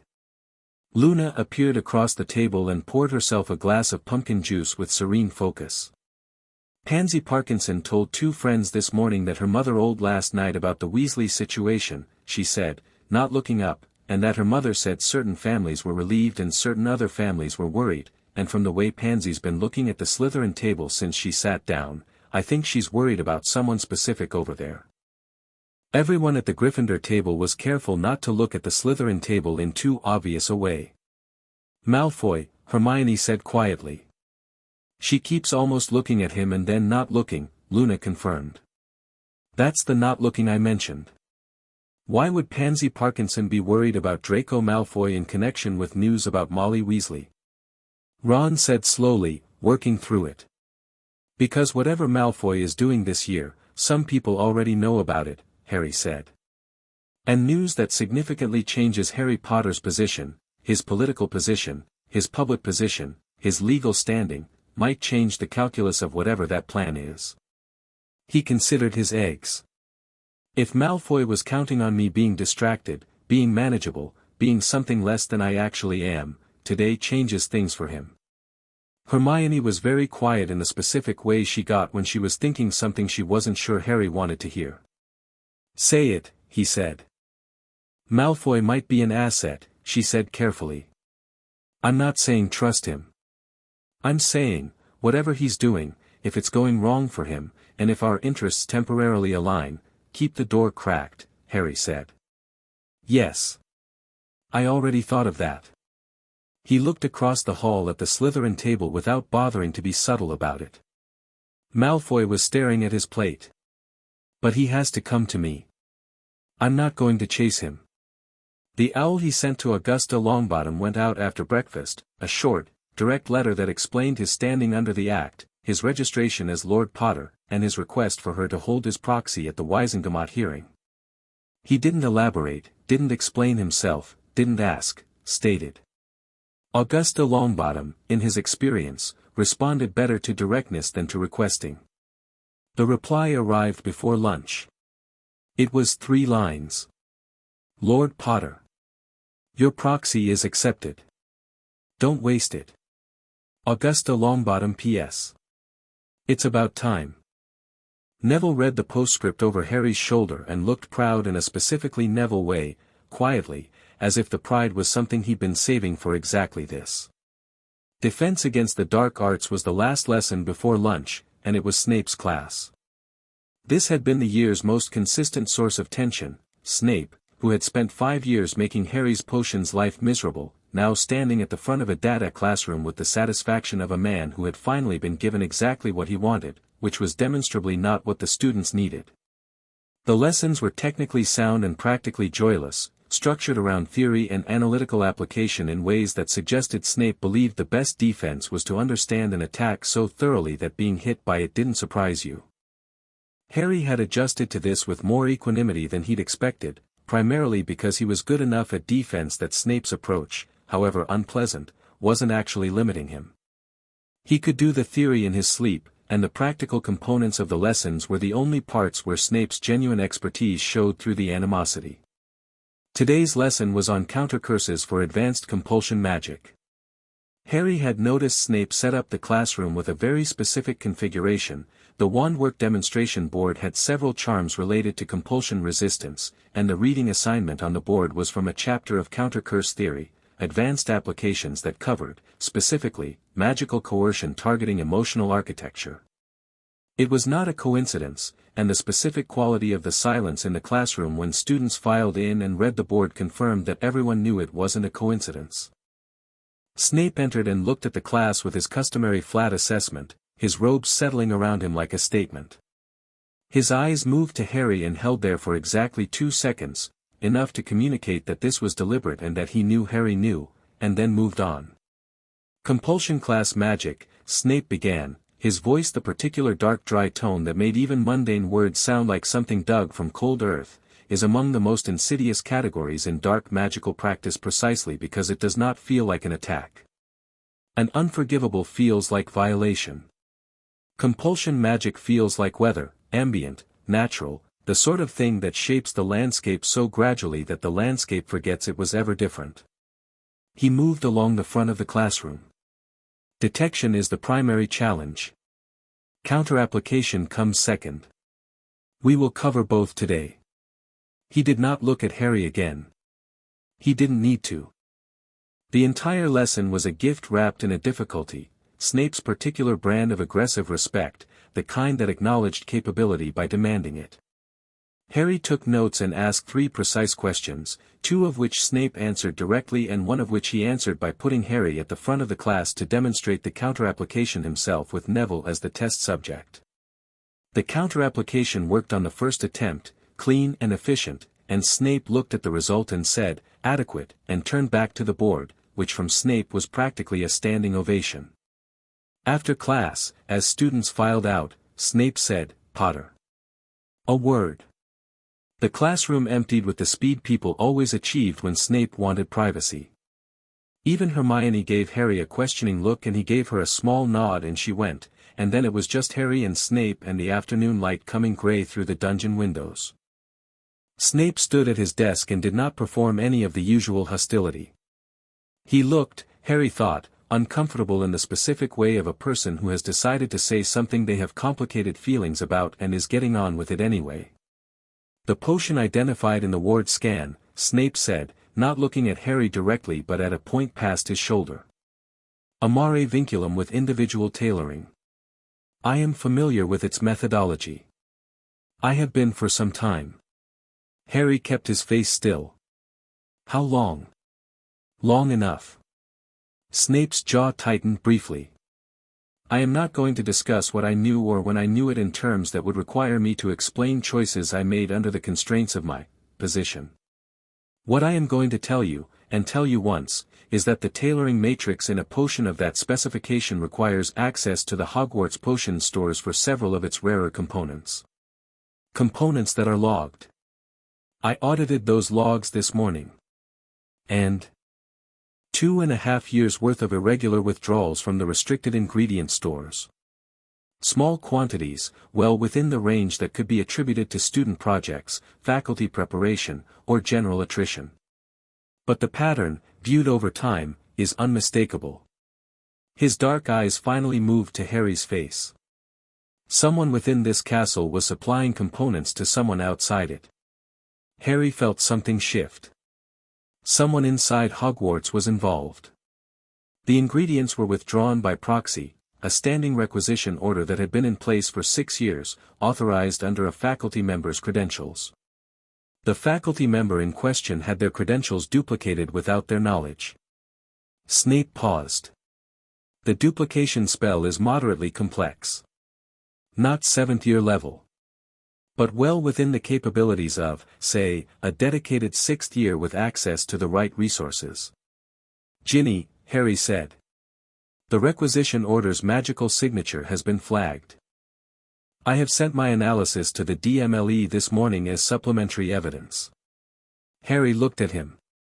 The dungeon was cold and still and Snape stood in it like something belonging to it, which he did, and for a moment Harry could see, had always been able to see, when he could get past everything else, that Snape was a person of enormous and complicated intelligence who had spent most of his life using that intelligence in service of loyalties that were genuinely at war with each other. You could have told me this through McGonagall, Harry said. Or in writing. You didn't need to tell me yourself. Snape said nothing. Thank you, Harry said. The silence shifted slightly. Snape turned back to his desk, which was dismissal. Your counter-application in the lesson was technically correct, he said to the desk. The transition from detection to counter needed to be 40 degrees left, not 35. Fix it before you need to use it in a real context. I will, Harry said, and walked out. McGonagall caught him in the corridor outside. She was waiting with the specific posture she deployed when she had official business and wanted it done efficiently, straight spine, hands clasped, the look of someone who was going to say something they found distasteful and was going to say it cleanly and without drama. Mr. Potter, she said, and then, a beat, Lord Potter. The title sat in the corridor between them. This was the first time anyone had used it outside of Dumbledore's office or Harry's own internal monologue, and the effect of hearing it from Minerva McGonagall, who chose her titles carefully and used them precisely, was significant. The school's position regarding the Ginevra Weasley matter, she said, is being formalized today. She has been removed from her independent study room privileges pending a full disciplinary review. The Hogwarts Board of Governors has been notified, as required under the Magical Premises Protection Act. She paused. I want you to hear this from me directly rather than through rumor. Miss Weasley will not be expelled at this stage. The review will take the full account of circumstances, including any evidence submitted by the ministry hearing. Her continued enrollment is conditional on the outcome. That seems appropriate, Harry said. McGonagall looked at him with an expression that contained several things at once, the assessment of a teacher, the complicated regard of someone who had watched this student navigate an extraordinary amount for 6 years, and something that might have been a kind of careful, qualified pride. You are handling this with considerable self-possession, she said. I want you to know that this school, this castle, takes what was done to you seriously. And that you have the full support of the staff in whatever legal and institutional steps you choose to pursue. Does that include Snape? McGonagall's expression flickered with something. In his way, she said, which was the most honest answer possible. Then yes, Harry said. I know. He spent the afternoon writing the letter to Augusta Longbottom that confirmed the proxy, drafting a formal statement for the DMLE as an injured party. Hermione helped with the legal language, her handwriting appearing in the margins of his draft in red like a running legal commentary, and reading through the rest of the Potter Vault documents that he'd had the presence of mind to bring back. The documents were a world. The Potters, he discovered, had not been merely wealthy. They had been politically substantial, old allies listed in a correspondence archive going back 300 years, Wisengamot positions held with consistency, treaty relationships with goblin clans, a history of standing on particular sides of particular questions in ways that had shaped wizarding law. Fleamont Potter had sponsored legislation protecting Muggleborn's property rights in 1962. Charles Potter had testified against the first wave of pureblood supremacy legislation in 1946. The family had a habit, apparently, of showing up on the right side of difficult questions at inconvenient personal cost. Harry thought about his father. James Potter, who'd died at 21 protecting his family, who'd apparently been as reckless and brave as everyone said, whose 5-year record at Hogwarts was also in the archive and included 17 detentions in his 4th year alone and a note from Dumbledore that read, in cramped pencil in the margin, if he survives himself he'll be extraordinary. He died at 21 protecting his family. Harry set that aside. He'd feel that one later, when he had time to feel it properly. What mattered now was the list of current Potter political allies, families who had, under the terms of old alliances, formal obligations to support the House of Potter's positions. Several of them had Wisengamot seats. Several of them had children at Hogwarts. One of them, interestingly, was the Bones family, which meant Amelia Bones, head of the Department of Magical Law Enforcement, the department currently prosecuting Molly Weasley's case, had a formal historical obligation to support the Potter house. He'd need to be careful about that. Using it too overtly would look like he was trying to control the prosecution rather than ensure justice. But knowing it was there, knowing that Amelia Bones operated in a context where Harry Potter's interests had a specific historical weight, that was useful. He found Hermione in the library at 5, surrounded by books, which was her natural environment. He dropped the alliance list on the table and she read it with her eyes widening incrementally. "You didn't know about any of this," she said. "Not until yesterday." "Harry, the Bones family alliance alone, Amelia Bones has been one of the most consistent opponents of ministry corruption. If she knows about the alliance, she knows," Harry said, sitting down. "She's been in the ministry long enough to know the history. She's been handling this case with a specific thoroughness that suggests she's not looking for a quiet resolution." He paused. "Snape found evidence that Hogwarts ingredient stores were raided to supply the potion. That goes to the DMLE today. Combined with the ward scan, the diagnostic results from Voss, the quantity, the tailoring matrix requiring deliberate biological sampling, the case against Molly is comprehensive," Hermione said quietly. "Yes." She closed the book she'd been reading and looked at him directly. "How are you feeling? And I'm not asking as a research question. I'm asking as your friend who is watching you do about 17 things at once and is wondering what's happening underneath all of it." Harry considered the honest answer. The clarity draft had been working steadily, the amber loosening further, the compulsive pull diminishing degree by degree, which should have felt like loss but instead felt more like having a constant low-grade noise removed from a room and discovering the room had better acoustics than you'd realized. "Cleaner," he said, borrowing Luna's word. "Still figuring out what's mine and what isn't, in terms of feelings. But that's going to take time and I'm not expecting it to be immediate." He paused. "The anger is there. I'm aware of it. I'm not suppressing it, I'm just not letting it make decisions for me." "That's very mature," she said. "Don't say that like you're surprised." "I'm not surprised, She stopped. Something crossed her face that was more personal, less analytical than her usual expression. "I feel guilty," she said. "About not saying something in April. I keep going back to it." "Hermione. I could have, you noticed something felt wrong. You didn't have proof. You made a judgment call and it didn't work out." He met her eyes. "That is not the same category of thing as what Molly Weasley did. Not anywhere near it. Don't put yourself in the same room as that." She was quiet for a moment. Then she nodded, very small, and pulled a book toward her. "The Wisingamot hearing," she said, "back to business, is going to have press. A Weasley family member, Molly Weasley specifically, being charged with a house violation against Harry Potter, the prophet is going to be there." "I know. They've treated you badly before." "They have." Harry opened one of the archive books. "They're going to find it significantly harder to do that to Lord Potter standing up in the Wisingamot than they did to Harry Potter the confused teenager." "Because of the title?" "Because of the ring, and the seat, and the documented history, and the legal standing, and the comprehensive evidence, and because I will say exactly what I mean in complete sentences without flinching." He looked up at her. "The title helps. But it's mostly the other things." She looked at him for a moment and then smiled, not the bright performative smile she used when she was pleased about an answer but the quieter one she produced when she was genuinely moved by something and didn't want to make a fuss about it. "Right," she said. "Right," he confirmed, and went back to reading. At dinner that evening, the great hall had a different texture than it had the night before. The first night had been shock, the ward scan, Molly's arrest, the news spreading in waves, everyone adjusting their understanding of the past year.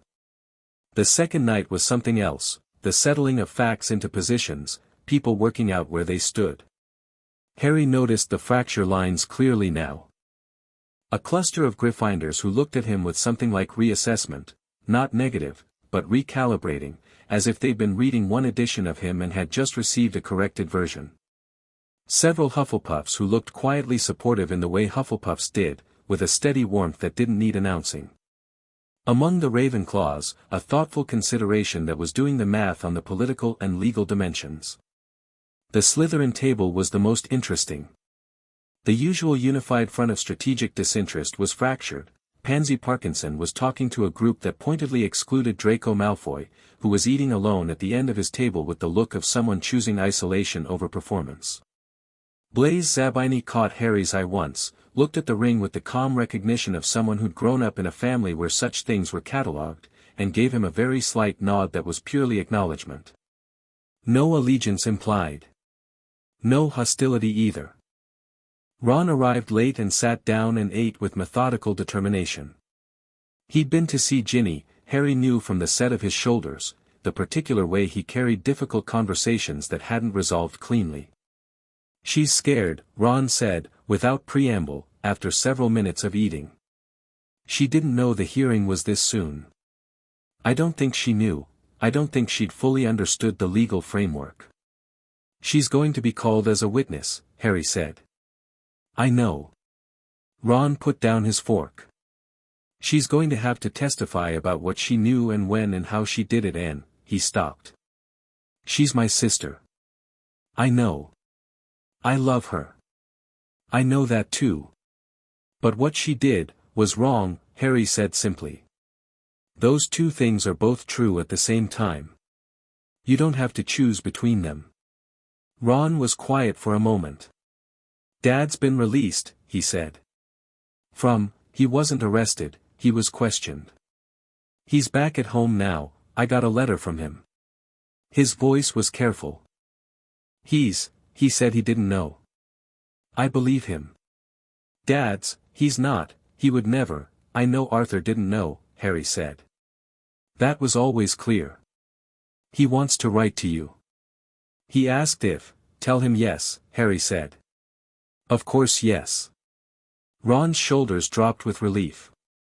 Harry thought, not for the first time, that Ron Weasley was one of the more quietly remarkable people he knew. Most people in Ron's position would have collapsed inward, taken their family's side reflexively, or taken Harry's side reflexively, or found some clean narrative to carry that didn't require sitting in the difficult truth of it.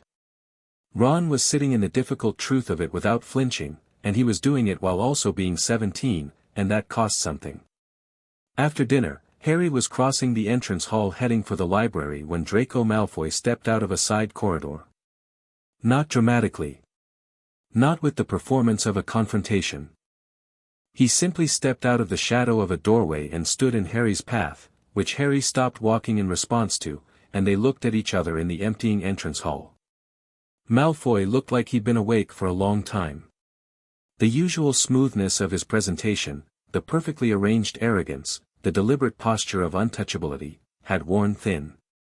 What was underneath it was not weakness, Harry noted. It was something more like a person stripped of resources having to rely on core competencies, and the core competencies turned out to be intelligence and directness. "I heard about what happened," Malfoy said. "So did everyone." Malfoy stopped. Started again. "I know what a mare vinculum is. I know what the tailoring matrix requires. My mother had to defend a case in the Wisengamot once about a distant cousin who'd had it done to them." His grey eyes were direct and slightly tired. "It's thorough." "What was done to you?" "Yes," Harry said. "It is." Malfoy looked at the ring. His expression was unreadable in the specific way that meant he was reading it very carefully. "The Potter Lordship seat. That changes things." "For you?" Harry asked. A pause. "For several things." Malfoy's jaw worked briefly. "I'm not going to tell you anything right now. I want to be clear about that." "I'm not, this isn't, you're not here to make a deal," Harry said. "No." Something in Malfoy's posture settled slightly. "I'm here because what they did to you and what is being done to me are," he stopped. Looked at the floor. Then looked back up. "I recognize something in your situation," he said carefully, "that I understand personally. And I thought you should know that not everyone on my side of the room is." He stopped again. "Glad about it," Harry finished. Malfoy said nothing, which was Malfoy's version of yes. Harry looked at him for a long moment. At the thinness around his eyes, the tension in his shoulders, the look of someone who had been carrying something alone and had not found a way to put it down. "I'm not going to ask you questions you won't answer," Harry said. "And I'm not going to pretend this conversation didn't happen. But I'm also not going to trust you on the basis of it." He paused. "If at some point you have something specific to say, you know where to find me." Malfoy nodded once, sharp and brief. "Malfoy," Harry said, as the other boy turned to leave. "Whatever it is you're doing, is it going to get you killed?"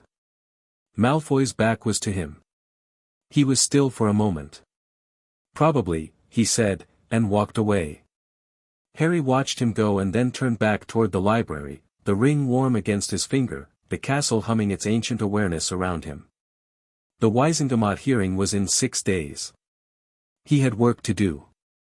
Chapter 4, Fire and Testimony. The 20th of October arrived grey and cold, the kind of morning that felt like the sky had made a decision about the day and was sticking to it. Harry was dressed and ready by 6. Not in his school robes, in the formal where he'd ordered from Madame Malkin's earlier in the week, a set of deep charcoal robes with the Potter family crest embroidered in gold thread at the left breast. He'd felt slightly self-conscious commissioning them until Hermione had pointed out with characteristic precision that appearance in a Wisengamot proceeding communicated standing before a single word was spoken, and that if he walked in looking like a 6th year on a school trip he would be treated like one.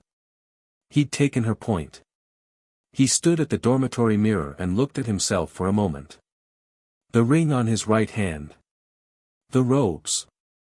The face that was starting, finally, to look like it knew what it was doing. "You look like your father," said the mirror, unprompted. Harry didn't know if that was true. But he took it.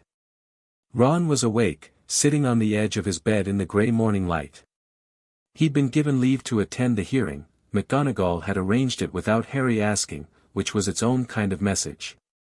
He was in ordinary robes, not formal, because Ron's role today was not political. His role today was to sit in the public gallery of the Wisengamot chamber and be a Weasley who had made his own choice about what mattered. That took a different kind of courage than anything formal where could communicate. "You don't have to come," Harry said. "I know." Ron stood up and straightened his robes. "That's why I'm coming." Hermione was waiting in the common room with Neville, both of them in their school robes because neither had been given formal leave. The hearing was for Harry and Ron, and Hermione had written a 12-page legal brief overnight that Dumbledore had already forwarded to the DMLE's prosecuting team, and Neville had received a letter from Augusta at breakfast yesterday that simply said "well done" and which he'd folded carefully and put in his inner pocket. "The brief?" Harry asked. "Delivered," Hermione said. "Amelia Bone's office acknowledged receipt at 9 last night." There was a note back that said, she pulled out a folded parchment, that the supplementary analysis was received and incorporated with appreciation, which in ministry legal language means it changed something about how they're approaching the case. "Good." Harry looked at his two friends in the firelight. "Whatever happens today, whatever gets said in there, I want you to know that the way you've been this week, don't get sentimental," Hermione said, but not unkindly. "Save it for after." "Right," he said. They took the Floo from Dumbledore's office to the Ministry atrium at 8 in the morning. The Ministry of Magic at 8 on a Thursday had the particular energy of a bureaucratic machine warming up, witches and wizards moving with the self-important briskness of people who had agendas and wanted the world to know it, the golden fountain in the atrium glittering under the floating light sources, the queues for the security desk already forming. Harry had been here before under circumstances that ranged from illegal to life-threatening, and the familiarity of it didn't reduce the sensation of the place pressing in on you with its accumulated weight of official purpose. People noticed him immediately. Not just as Harry Potter, as Lord Potter. The ring was visible and the robes were visible, and these things read before the face did, and Harry watched the ripple of recognition move through the atrium and felt the shift in how the space organized itself around him. A gap opened in the security queue without anyone explicitly creating it. The security which processed his wand with a slightly straighter spine than she probably used for most visitors. He didn't perform any of it. He just walked through it. Dumbledore was waiting near the lift, in his most formal robes, a deep midnight blue with silver constellation embroidery that managed to look both ancient and precisely intentional. Augusta Longbottom stood beside him. Harry had met Augusta Longbottom a handful of times at Hogwarts events and at the Ministry, and each time he came away with the same impression: here was a woman who had decided at some point in her life that she had no time for nonsense and had spent every year since making that decision more efficient. She was tall, angular, formidable, and wore a hat with a stuffed vulture on it that should have undermined her authority and somehow did the opposite.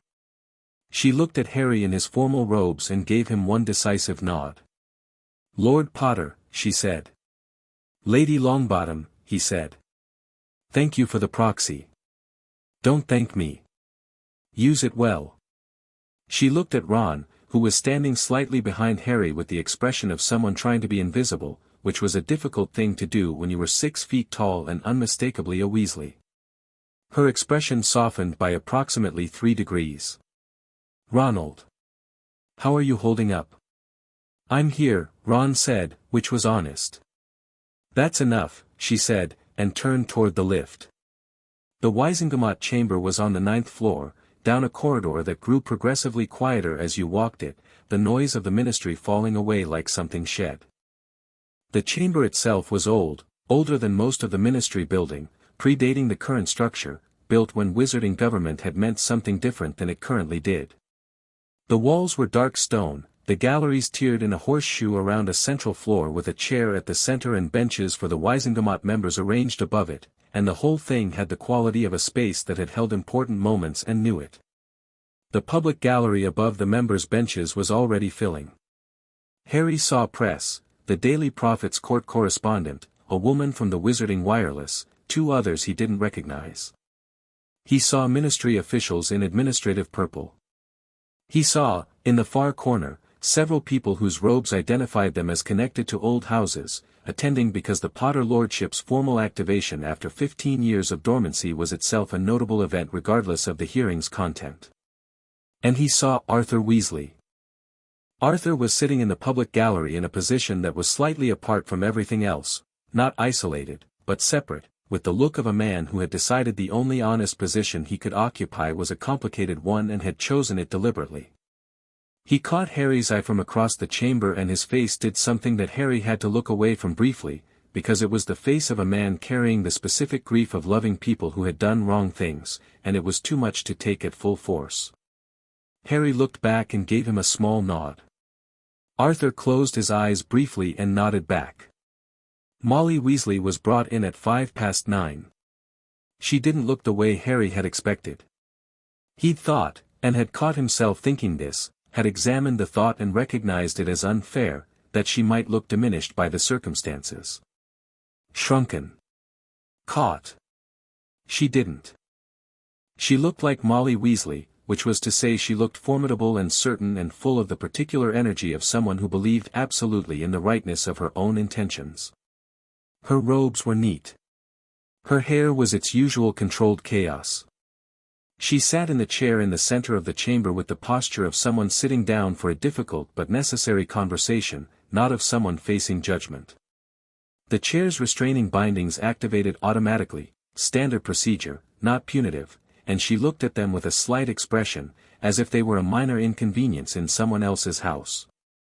Harry sat in the designated seat for the injured party, below and to the left of the Wizengamot benches. From here he had a clear view of Molly, of the Wizengamot members ranged above, and of Augusta Longbottom in the Longbottom seat with the Potter proxy documents visible in front of her. Madame Bones presided from the center of the Wizengamot bench. Amelia Bones was a square-jawed, powerfully built witch with a monocle and the expression of someone who had seen a great many things in the course of her career and had yet to encounter one that surprised her. She had been head of the DMLE for years and she ran hearings the way she presumably ran everything, with absolute procedural precision and a complete absence of tolerance for people wasting her time. "This hearing is called to order," she said, and the chamber settled instantly. "The matter before the Wizengamot today is the case of the Ministry of Magic against Molly Euphemia Weasley, of the Borough, Ottery St. Catchpole, charged under Section 7 of the Magical Coercion and Consent Act with the manufacture and deliberate sustained administration of amare vinculum, a Schedule I controlled compulsion class substance, to a named individual without their knowledge or consent. She paused. An additional charge of house violation has been brought under the noble house provisions of the same act, pertaining to the deliberate targeting of a recognized lord of a noble and most ancient house in their capacity as such. How does the defendant respond to these charges? The lawyer beside Molly, a thin, precise man Harry didn't recognize, stood briefly. The defendant responds not guilty to both charges, Madam Bones. The chamber murmured. Not guilty. Harry had known this was coming. Hermione had told him that a not guilty plea on charges this well evidenced was a tactical choice, forcing the prosecution to establish every element of the case on the record rather than allowing a guilty plea to limit the scope of testimony. It was smart lawyering. He'd expected it. What he hadn't expected was the way Molly looked at him when her lawyer sat down. Not with guilt. Not with apology. With something closer to sorrow, the sorrow of a mother who still believed she knew best and was grieving that her child didn't understand it. It made Harry feel something complicated and very cold. The prosecution opened with the physical evidence. The ward scan results from Hogwarts, entered into the record with the formal ministry authentication of the Assessor Price's report. The quantity, 1,240 doses, stated plainly into the chamber's formal air. The classification of amare vinculum as Schedule I, its designation as compulsion class, the specific effects of sustained administration over an extended period read from the regulation text with clinical precision. Then Healer Voss was called. He testified with the same directness he'd shown in the examination room, not dramatizing, not editorializing, simply describing the diagnostic findings in clinical terms that were, by virtue of their precision, more devastating than any dramatization could have been. The amber saturation in the limbic pathways. The compulsion groove formation. The estimated duration of dosing. The evidence of a tailoring matrix requiring repeated deliberate biological samples. 2 years minimum, Voss said when the prosecuting solicitor asked him to quantify. The depth and saturation pattern are consistent with sustained daily microdosing beginning approximately when the patient was 14 years of age. The chamber was very quiet. And the effect on the patient's capacity for autonomous emotional response, the solicitor asked. Voss looked at his notes and then set them down, which Harry recognized as a deliberate choice. He was speaking from conviction, not script. The sustained administration of amare vinculum at this dosage level over this duration does not merely produce temporary infatuation. It fundamentally alters the emotional architecture of the patient. The brain creates new default pathways around the induced response. Over time, the patient has no subjective experience of compulsion, the induced emotions feel indistinguishable from genuine ones. The patient cannot tell that their emotional life in relation to the target has been constructed rather than developed. He paused. In lay terms, the patient believed they were falling in love. They had no means of knowing that this belief had been manufactured. Somewhere in the gallery, someone drew a sharp breath. Harry kept his face neutral.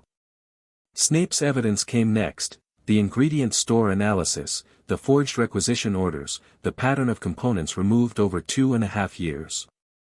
The prosecution had expanded on his analysis overnight, cross-referenced with supplier records from 3 potions ingredients merchants that showed corresponding purchases of components not available in the Hogwarts stores, all traceable through owl delivery addresses to the Ottery Street Catchpole region. The chain of evidence was, as Hermione had said, comprehensive. Then Ginny was called. She walked into the chamber looking very young and very pale, and Harry watched her take the witness seat with an expression that suggested she'd been crying recently and had made herself stop. She looked at Molly once, and Molly looked back at her with an expression of fierce, protective love that was, in the context of these proceedings, one of the more disturbing things Harry had witnessed. The prosecution's questions to Ginny were careful and methodical. When did she first become aware of the potion? What was she told about its nature and effects? Who provided it to her? Who instructed her in its administration? Ginny answered all of it. Her voice was quiet and steady in the way of someone who had decided that the only thing left to do was be honest. She had been told, she said, by her mother, at the beginning of her 4th year, that there was something that could help her be with Harry, that it wasn't really wrong, that it was more like a nudge, that Harry needed someone to look after him and Ginny could be that person if she just had a little help getting his attention properly. "Did you believe that?" the solicitor asked. Ginny was quiet for a moment. "I wanted to," she said finally. "I think I wanted to believe it badly enough that I didn't ask the questions I should have." "Did you know that what you were administering was a Schedule I controlled substance?" Another pause. "Longer this time." "Not at first. Later I looked it up, and she stopped." "And you continued regardless?" The pause was devastating in its honesty. "Yes," she said. The prosecution sat down. Molly's defense lawyer rose and approached Ginny with the air of someone planning to reframe rather than refute. "Miss Weasley. Your mother told you this would help Harry Potter be happy. Is that accurate?" "Yes." "And in your experience over the period in question, was Harry Potter happy?" Ginny looked down at her hands. "He seemed to be," she said quietly. "Your mother is known throughout the wizarding community as a woman of exceptional care and devotion to her family. Would you describe her actions in this matter as motivated by love for Harry Potter as a member of that family?" The prosecution objected. Bones sustained it. The defense lawyer moved on, but the shape of the argument was already visible, motivated by love, intended for happiness, no malicious design. It was, Harry thought, not a stupid defense. It was, in fact, the exact defense that made the whole thing so difficult to reduce to simple villain and victim, which was presumably why the lawyer had chosen it. Then the prosecution called Harry. He stood, straightened his robes, and walked to the witness chair. The chamber felt different from this position, the Wisingamot members ranged above him, the gallery behind, the press taking rapid notes, Molly in the central chair across from him with those binding threads on her wrists and that expression of complicated, immovable love on her face. He sat down and looked at Madame Bones. "Lord Potter," she said, and the title in the formal setting of the chamber landed with a weight that rippled across the benches, "please describe, in your own words, the impact of the actions described in this proceeding on your capacity for autonomous emotional and magical response." Harry had thought about what he was going to say for days. He'd written drafts and discarded them. Hermione had helped him structure the legal points. In the end, what he'd decided was to simply tell the truth in a direct line, without ornamentation, because the truth was sufficient. He spoke for 12 minutes. He described what it felt like to have emotions that he now understood had been manufactured. Not the technical description, Voss had covered that, but the phenomenology of it, the experience from the inside. The pull that had felt like recognition. The warmth that had felt like home. The specific and devastating certainty of it, the way it had felt more real than almost anything else in his life, and how that certainty, designed certainty, constructed certainty, had operated precisely in the wound left by a childhood that had offered him very little genuine warmth. He described the Dursleys. Not for sympathy, because that wasn't the point. Because context was relevant, because anyone constructing a targeted compulsion matrix for Harry Potter would have known, intimately, that the most effective anchor point was warmth, belonging, family, precisely because those were the things he'd been denied. The chamber was completely still. "Whoever designed this potion for me," Harry said, "understood exactly where to aim it. They knew what I'd had and what I'd lacked and they built something that felt like the answer to the lack. That is not a nudge. That is not helping someone be happy." He paused. "That is weaponizing grief." He looked at Molly. "I don't believe you wanted to hurt me," he said, and he meant it. "I believe you love me in the way you love your family, and I know that's real. But love doesn't give someone the right to decide what I feel. It doesn't give anyone that right. And the fact that what you built felt so real, that it took a ward scan of the entire castle to find it, that it took a full medical diagnostic to confirm it, that even now sitting here I am still in the process of a weeks-long detox because your construct went that deep into my mind." He stopped. "That is not love. That is ownership. And I will not call it anything else." The chamber exhaled. Molly's face had changed. For the first time since she'd been brought in, the certainty had cracked, not the love, that was still there, immovable and fierce, but the certainty that the love justified the action. A fracture ran through it, visible and real. She said, "Harry, Mrs. Weasley," Madam Bones said sharply. Molly stopped. But her eyes stayed on Harry with an expression that was, he thought, the most honest thing she'd shown the entire proceeding. Harry stepped down from the witness chair and walked back to his seat, and the room held its altered weight. The defense opened its case. Molly's lawyer argued with considerable skill.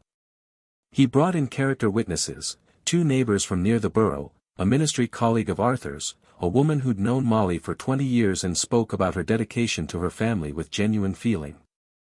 He argued the absence of malicious intent, citing the established legal principle that mens rea, the guilty mind, required malicious purpose, not merely reckless disregard. He argued that Molly Weasley had believed she was ensuring Harry Potter's happiness and safety in the only way available to her given the extraordinary circumstances of his life. It was, Harry acknowledged privately, a well-constructed defense. It wouldn't succeed, the evidence was too comprehensive, the charge too specific, but it would shape the severity of any sentence, and that was probably the real target. Then they called Molly herself. She spoke with the confidence of someone who had been waiting to explain themselves, and the explanation was, in its own way, completely consistent. She had watched Harry Potter arrive in her son's life at 11 years old, a child starved of love and family, walking into a world that wanted to use him rather than nurture him. She had taken him into her home and her heart. She had watched him move through danger after danger, seen the toll it took, watched his emotional life become collateral damage of a war no child should be fighting. "I knew what he needed," she said, and there was no apology in it. "I knew what would make him whole. And I knew that left to himself, in the middle of everything else, Voldemort, the prophecy, the weight of being what everyone needed him to be, he would never stop and let himself be happy." "So you decided for him," the prosecution said. "I made sure he got what he needed," Molly said. "He was 14, the prosecuting solicitor said. "Children don't always know what they need. At 14, 16, the age of magical majority in this country is 17. Was Harry Potter a child by wizarding legal definition during the period of dosing? He was someone who needed, please answer the question directly. Was Harry Potter below the age of magical majority during the period of dosing?" A pause. "Yes." "And did you obtain his consent, or any form of consent on his behalf from a legal guardian, before initiating a course of compulsion class magical treatment?" Molly's jaw set. "No." The prosecuting solicitor sat down. Augusta Longbottom rose. She had not spoken during the entire proceeding, sitting with the stillness of someone holding a significant hand and waiting for the right moment. Now she rose in the Longbottom seat and looked at Madam Bones. "Madam Bones," she said, in the voice that had apparently reduced a man to tears in open session, "I wish to speak to the House violation charge specifically, in my capacity as holder of the Potter proxy." Bones nodded. "You have the floor, Lady Longbottom." Augusta turned to face the Wizengamot membership directly, not Molly, not the gallery. The members themselves. "We are a world that survived a war," she said. 2 wars, in the memory of most people in this room. Both of those wars were predicated on the idea that some people had the right to determine the destiny of others, that certain individuals, by virtue of their certainty, their power, or their love, were entitled to make fundamental decisions about other people's lives without consent. She let that settle. "We called that dark wizardry when it came from Voldemort. We called it tyranny. We sent people to Azkaban for it." She looked around the chamber. The fact that this particular act was committed from love rather than hatred does not change its fundamental nature. A noble house lord was targeted specifically because of who he was, because of the burden he carried and the wound that burden had created, and that targeting was deliberate, sustained, and deeply sophisticated. She picked up the Potter proxy document. The victim was 14 years old when it began, and has spent the past 2 years believing that the most significant emotional development of his adolescent life was genuine. He is sitting in this room today having that taken from him, in public, in front of the press, while still in the middle of a medical detox. She set the document down. The house violation charge is not technical overcorrection. It is the precise charge for exactly what was done here, and the Wiesengemot should treat it as such. She sat down. The chamber was very still for a long moment. Then Arthur Weasley stood up in the public gallery. Everyone turned. Madame Bones looked up with an expression that suggested she was assessing whether this was procedurally tolerable. "Mr. Weasley," she said carefully, "you are not a scheduled witness." "I know." Arthur's voice was steady. It had the quality of someone who had spent the past week deciding to do something and had finally arrived at the point of doing it. "I'd like to speak in support of the prosecution's case. As a witness to household events pertaining to the charge." Molly turned in her chair. "Arthur, Molly," he said, and his voice didn't waver but it cost him something, Harry could see it, "I found the brewing notes." The silence that followed was absolute. After a moment, Bones said, "The court will hear the witness." Arthur came down from the gallery. He didn't look at Molly as he passed her. He sat in the witness chair and looked at Madame Bones with the expression of a man paying a debt. He described the brewing notes, a small leather journal he'd found in a locked box in the bedroom, locked with a spell he'd had to remove after Molly's arrest, the kind of spell you put on something you didn't want accidentally found. The journal covered 3 years of development. The initial formulation, the refinement of the tailoring matrix, the calculated dosing schedule, the documentation of effects observed. It was written in Molly's handwriting. It had been planned, the journal showed, not from the moment Harry arrived in their lives but from the moment Molly had understood what Harry Potter was going to be and what that meant for her family.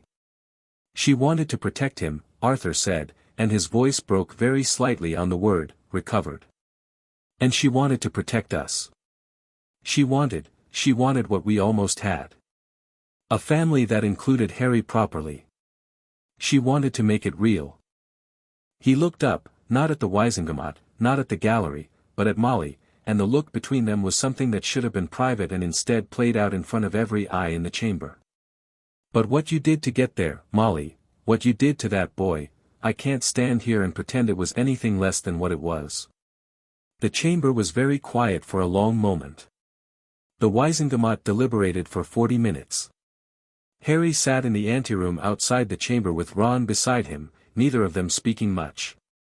Ron had his arms on his knees and was looking at the floor with the expression of a person doing very hard internal work very quietly.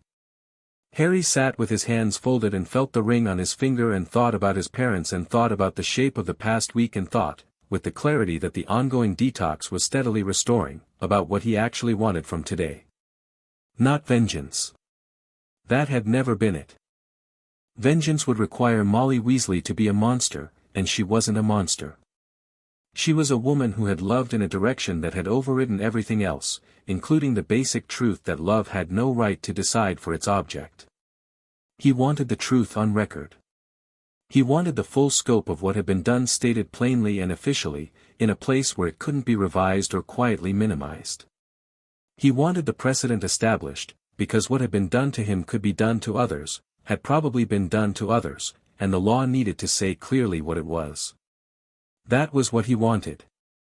And he thought, sitting in the grey stone anteroom while the Wiesengemot deliberated 40 feet away, that he was going to get it. Ron said, very quietly, "My dad was incredible in there." "Yes," Harry said. "I didn't know he'd found the journal. He didn't tell me." Ron was quiet for a moment. He knew if he told any of us beforehand, he might not, he needed to make that decision alone. "That's the bravest thing I've seen in a while," Harry said honestly. "And I've seen some things." Ron made a sound that was somewhere between a laugh and something else. "She's still my mum," he said. "Even now." Even after all of it. Is that wrong? No, Harry said. That's just what love is. It doesn't have an off switch. Ron looked at him sideways. You'd know, wouldn't you? Harry thought about the amber on the diagnostic field, still lightning, the detox working through him degree by degree.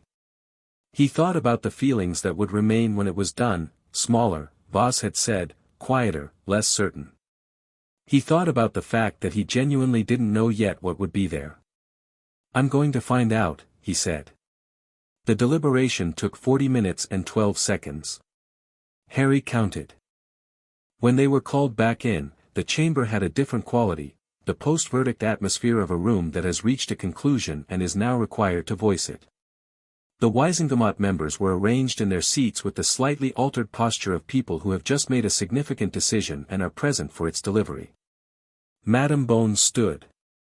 On the charge of manufacture and deliberate sustained administration of a Schedule I compulsion class substance to a named individual without knowledge or consent, the Wisingamot finds the defendant guilty. The gallery was very still. On the charge of house violation under the Noble House provisions of the Magical Coercion and Consent Act, the Wisingamot finds the defendant guilty.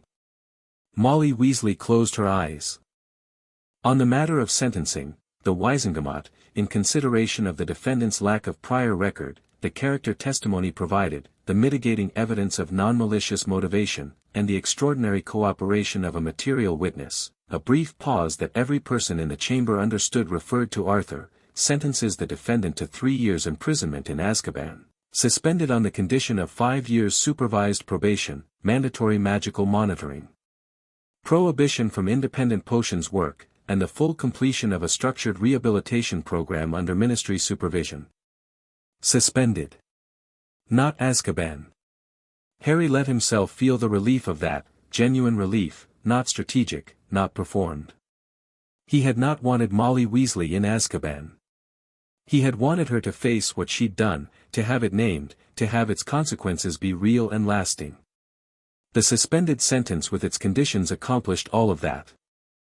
He looked at Ron, who was staring at the floor with his jaw working, and put a hand briefly on his shoulder. Ron nodded without looking up. Molly was being spoken to by Madame Bones, the formal notification of the conditions of her suspended sentence, the monitoring requirements, the dates of her mandatory program check-ins. She sat with a stillness that was different from the earlier certainty. Not broken. But, altered. Like a wall that was still standing but had learned something about its own foundations. She looked at Harry once more before the Aurors escorted her from the chamber. The look contained everything, the love, the grief, the unbroken conviction that she had wanted what was best for him, and underneath it, barely visible but there, a hairline crack of something that might, given time, become understanding. He held her gaze and didn't look away, and didn't perform forgiveness he hadn't reached yet, and didn't perform hardness he didn't feel. He just looked back at her, honestly, and let that be enough for now. Arthur was waiting in the corridor outside. He stood when he saw Harry come through the chamber doors, and the expression on his face was one of those faces you didn't forget, the face of a man who had done the right thing at enormous personal cost and was now standing in the aftermath of it wondering if he could carry the weight of what the right thing had cost. Harry walked up to him and held out his hand. Arthur looked at it for a moment and then shook it with both of his, and Harry could feel that the other man's hands weren't entirely steady. "I'm sorry, Harry," Arthur said. "I should have, you didn't know," Harry said. "And when you did know, you acted. That's all anyone can do." Arthur's throat worked. He nodded. Ron came through the doors behind Harry and saw his father, and the two of them looked at each other with the particular expression of people who had been through something together without being in the same room, and then Ron walked up and they embraced in the middle of the ministry corridor in a way that was entirely private even though it was entirely public, and Harry gave them the space of it by looking away. Augusta Longbottom appeared at Harry's elbow. "Well done," she said. "You did the heavy lifting in there," Harry said. "I said what needed saying. You put the truth in the room first." She looked at him with those sharp eyes. "Your proxy is returned to you." The lordship formal recognition paperwork will be processed in the next 48 hours. She paused. You'll have a seat on the Waisengamot in 13 months when you come of age. I'd advise you to be ready to use it. I will be, Harry said. She looked at him one more moment, the assessing look of someone taking a measurement, and then gave him a single nod of complete, unqualified respect and walked away down the corridor. Harry stood in the ministry hallway with the sound of the building around him and the ring warm on his hand and the clarity draft working its quiet daily work in his system, and he thought about what had just happened, all of it, the full shape of the last 6 days from the ward scan to this corridor. He thought about Hogwarts telling the truth that morning. About the amber on the diagnostic field. About his parents' wills and the iron key and the vault that had been waiting for him. About Ron in the entrance hall turning a stone over in his hands. About Snape's lesson on compulsion magic. About Dumbledore saying I made a choice that I will not dress up as wisdom. About Molly's face when Arthur named the journal. The world had cracked open this week and what had come out of the crack was not the disaster he might have feared. It was clarity. Messy, costly, incomplete clarity, but the real kind, the kind that didn't require maintenance, didn't need to be topped up with a daily dose of anything. He straightened his robes, said the Potter crest under his breath like a point of reference, and went to find his friends. There was still work to do. Chapter 5, What Remains. The castle felt different when they came back. Not dramatically different. Hogwarts didn't do dramatic in the way people did dramatic, all sharp edges and sudden noise. It was more like the difference in a room when a window has been opened, something moving in the air that hadn't been moving before. Harry felt it walking through the entrance hall that evening, Ron beside him, both of them tired in the specific way of people who have spent a day doing something that mattered enormously and are now required to exist in the ordinary world afterward. Dinner was still happening. The great hall was half full, the later students drifting in from various corners of the castle with the relaxed energy of a Thursday evening. Harry sat down, loaded his plate with whatever was in front of him, and ate without particularly tasting anything for several minutes. The story had already arrived ahead of them. It moved through the student population the way significant news always moved through Hogwarts, at a speed that defied rational explanation, carried partly by owl post and partly by the particular magical resonance of a school full of students most of whose parents had been at the ministry or had heard from someone who had. By the time Harry and Ron arrived, the broad strokes were known: guilty on both charges, suspended sentence, the specific conditions. Arthur's testimony. Harry's statement. Harry was aware of being looked at. He ate his dinner and let it happen. Hermione arrived with Neville 10 minutes after them, straight from the library where they'd been monitoring the Hogwarts end of things, and she sat down and gave Harry the kind of look that communicated she had approximately 14 things to say and was deciding which one to lead with. The Daily Prophet's evening edition, she said, putting a folded newspaper on the table beside his plate. He unfolded it without urgency. The headline read, Lord Potter testifies at landmark Waisengamot hearing, Weasley matriarch found guilty on both counts. Below it was a photograph of Harry walking out of the ministry in his formal robes, the Potter crest visible, the ring catching the light, his expression composed and direct.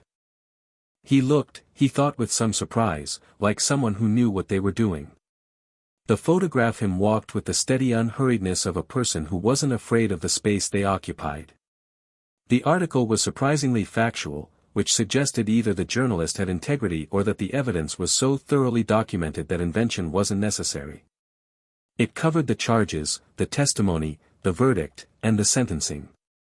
It quoted his statement about weaponizing grief. It mentioned Augusta Longbottom's speech. It noted Arthur Weasley's testimony in respectful tones that stopped short of editorializing but clearly regarded it as significant. The last paragraph noted that the activation of the Potter Lordship, dormant since 1981, and the coming formal recognition of the seat, represented the re-emergence of one of the oldest houses in Wizarding Britain. Harry set the paper down and went back to his dinner. "You're very calm," Neville observed. "I'm very tired," Harry corrected. "It looks the same from the outside." Neville accepted this. "People here are," the reaction's been mostly what you'd expect. Gryffindors are broadly supportive. Hufflepuffs are troubled but fair-minded. Ravenclaws are analyzing the legal dimensions. He paused. A few people have said things about the Weasley family that weren't kind, and I dealt with that. Harry looked at him. How? Told them that Ron Weasley sat in the Wisengamot chamber today and watched his father testify against his own mother, and that if they wanted to discuss the Weasley family they should start with that. Neville's expression was completely even. Nobody argued. Ron was staring at his plate with the particular quality of someone who had heard this and didn't know what to do with it. Harry watched his friend absorb it and didn't say anything. Sometimes the most useful thing was to let a moment land without helping it. Luna came in late, carrying a copy of the Quibbler and a flobberworm she appeared to be keeping as a temporary pet in a small glass jar. She sat down, set the flobberworm on the table with the confidence of someone who found this completely normal, and looked at Harry. "You did the right thing today," she said. "You weren't there," Harry said. "I know. But I can tell from how you're sitting." She poured herself some pumpkin juice. "When people do the wrong thing they hold their shoulders differently. You're tired but your shoulders are right." Hermione looked like she wanted to analyze this statement and had decided against it. "How's Ginny?" Harry asked. He'd been thinking about the question for most of the afternoon, not with the amber pull, which had dimmed further today, but with the genuine and complicated concern for a person whose situation he understood better than he wished he did. The table went slightly quiet. "She's been in her dormitory most of the day," Hermione said carefully. "I checked in on her after Transfiguration. She paused. She wasn't performing anything. That's the best I can say. She looked like someone who had been crying and had stopped and was sitting with what was left. She came to the library this afternoon," Luna said. "She sat for about an hour. She didn't read anything, she just sat. I sat near her." "Did you talk?" Harry asked. "No. She didn't need talking. She needed someone to not leave." Luna regarded her flobberworm thoughtfully. "She'll need to talk eventually. But not yet." Harry nodded slowly. He'd been thinking about Ginny since Voss's examination. Not with the constructed warmth, that was diminishing with each dose of clarity draft, as promised, becoming quieter and less certain, but with the harder, more genuine question of what his feelings actually were when the construction was stripped back. He hadn't arrived at an answer yet, partly because the detox wasn't complete and partly because he wasn't sure the question had a clean answer. What he knew was this: he didn't hate her. He couldn't.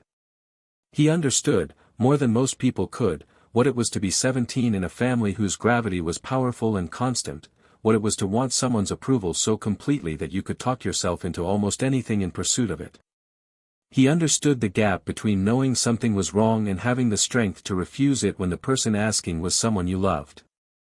That didn't make it acceptable. It didn't make it something he needed to rush past. But it meant hatred was the wrong shape for what he felt. He finished his dinner and told Hermione, Ron, and Neville that he was going for a walk, which was a word that meant he wanted to think and needed the castle's walls around him while he did it.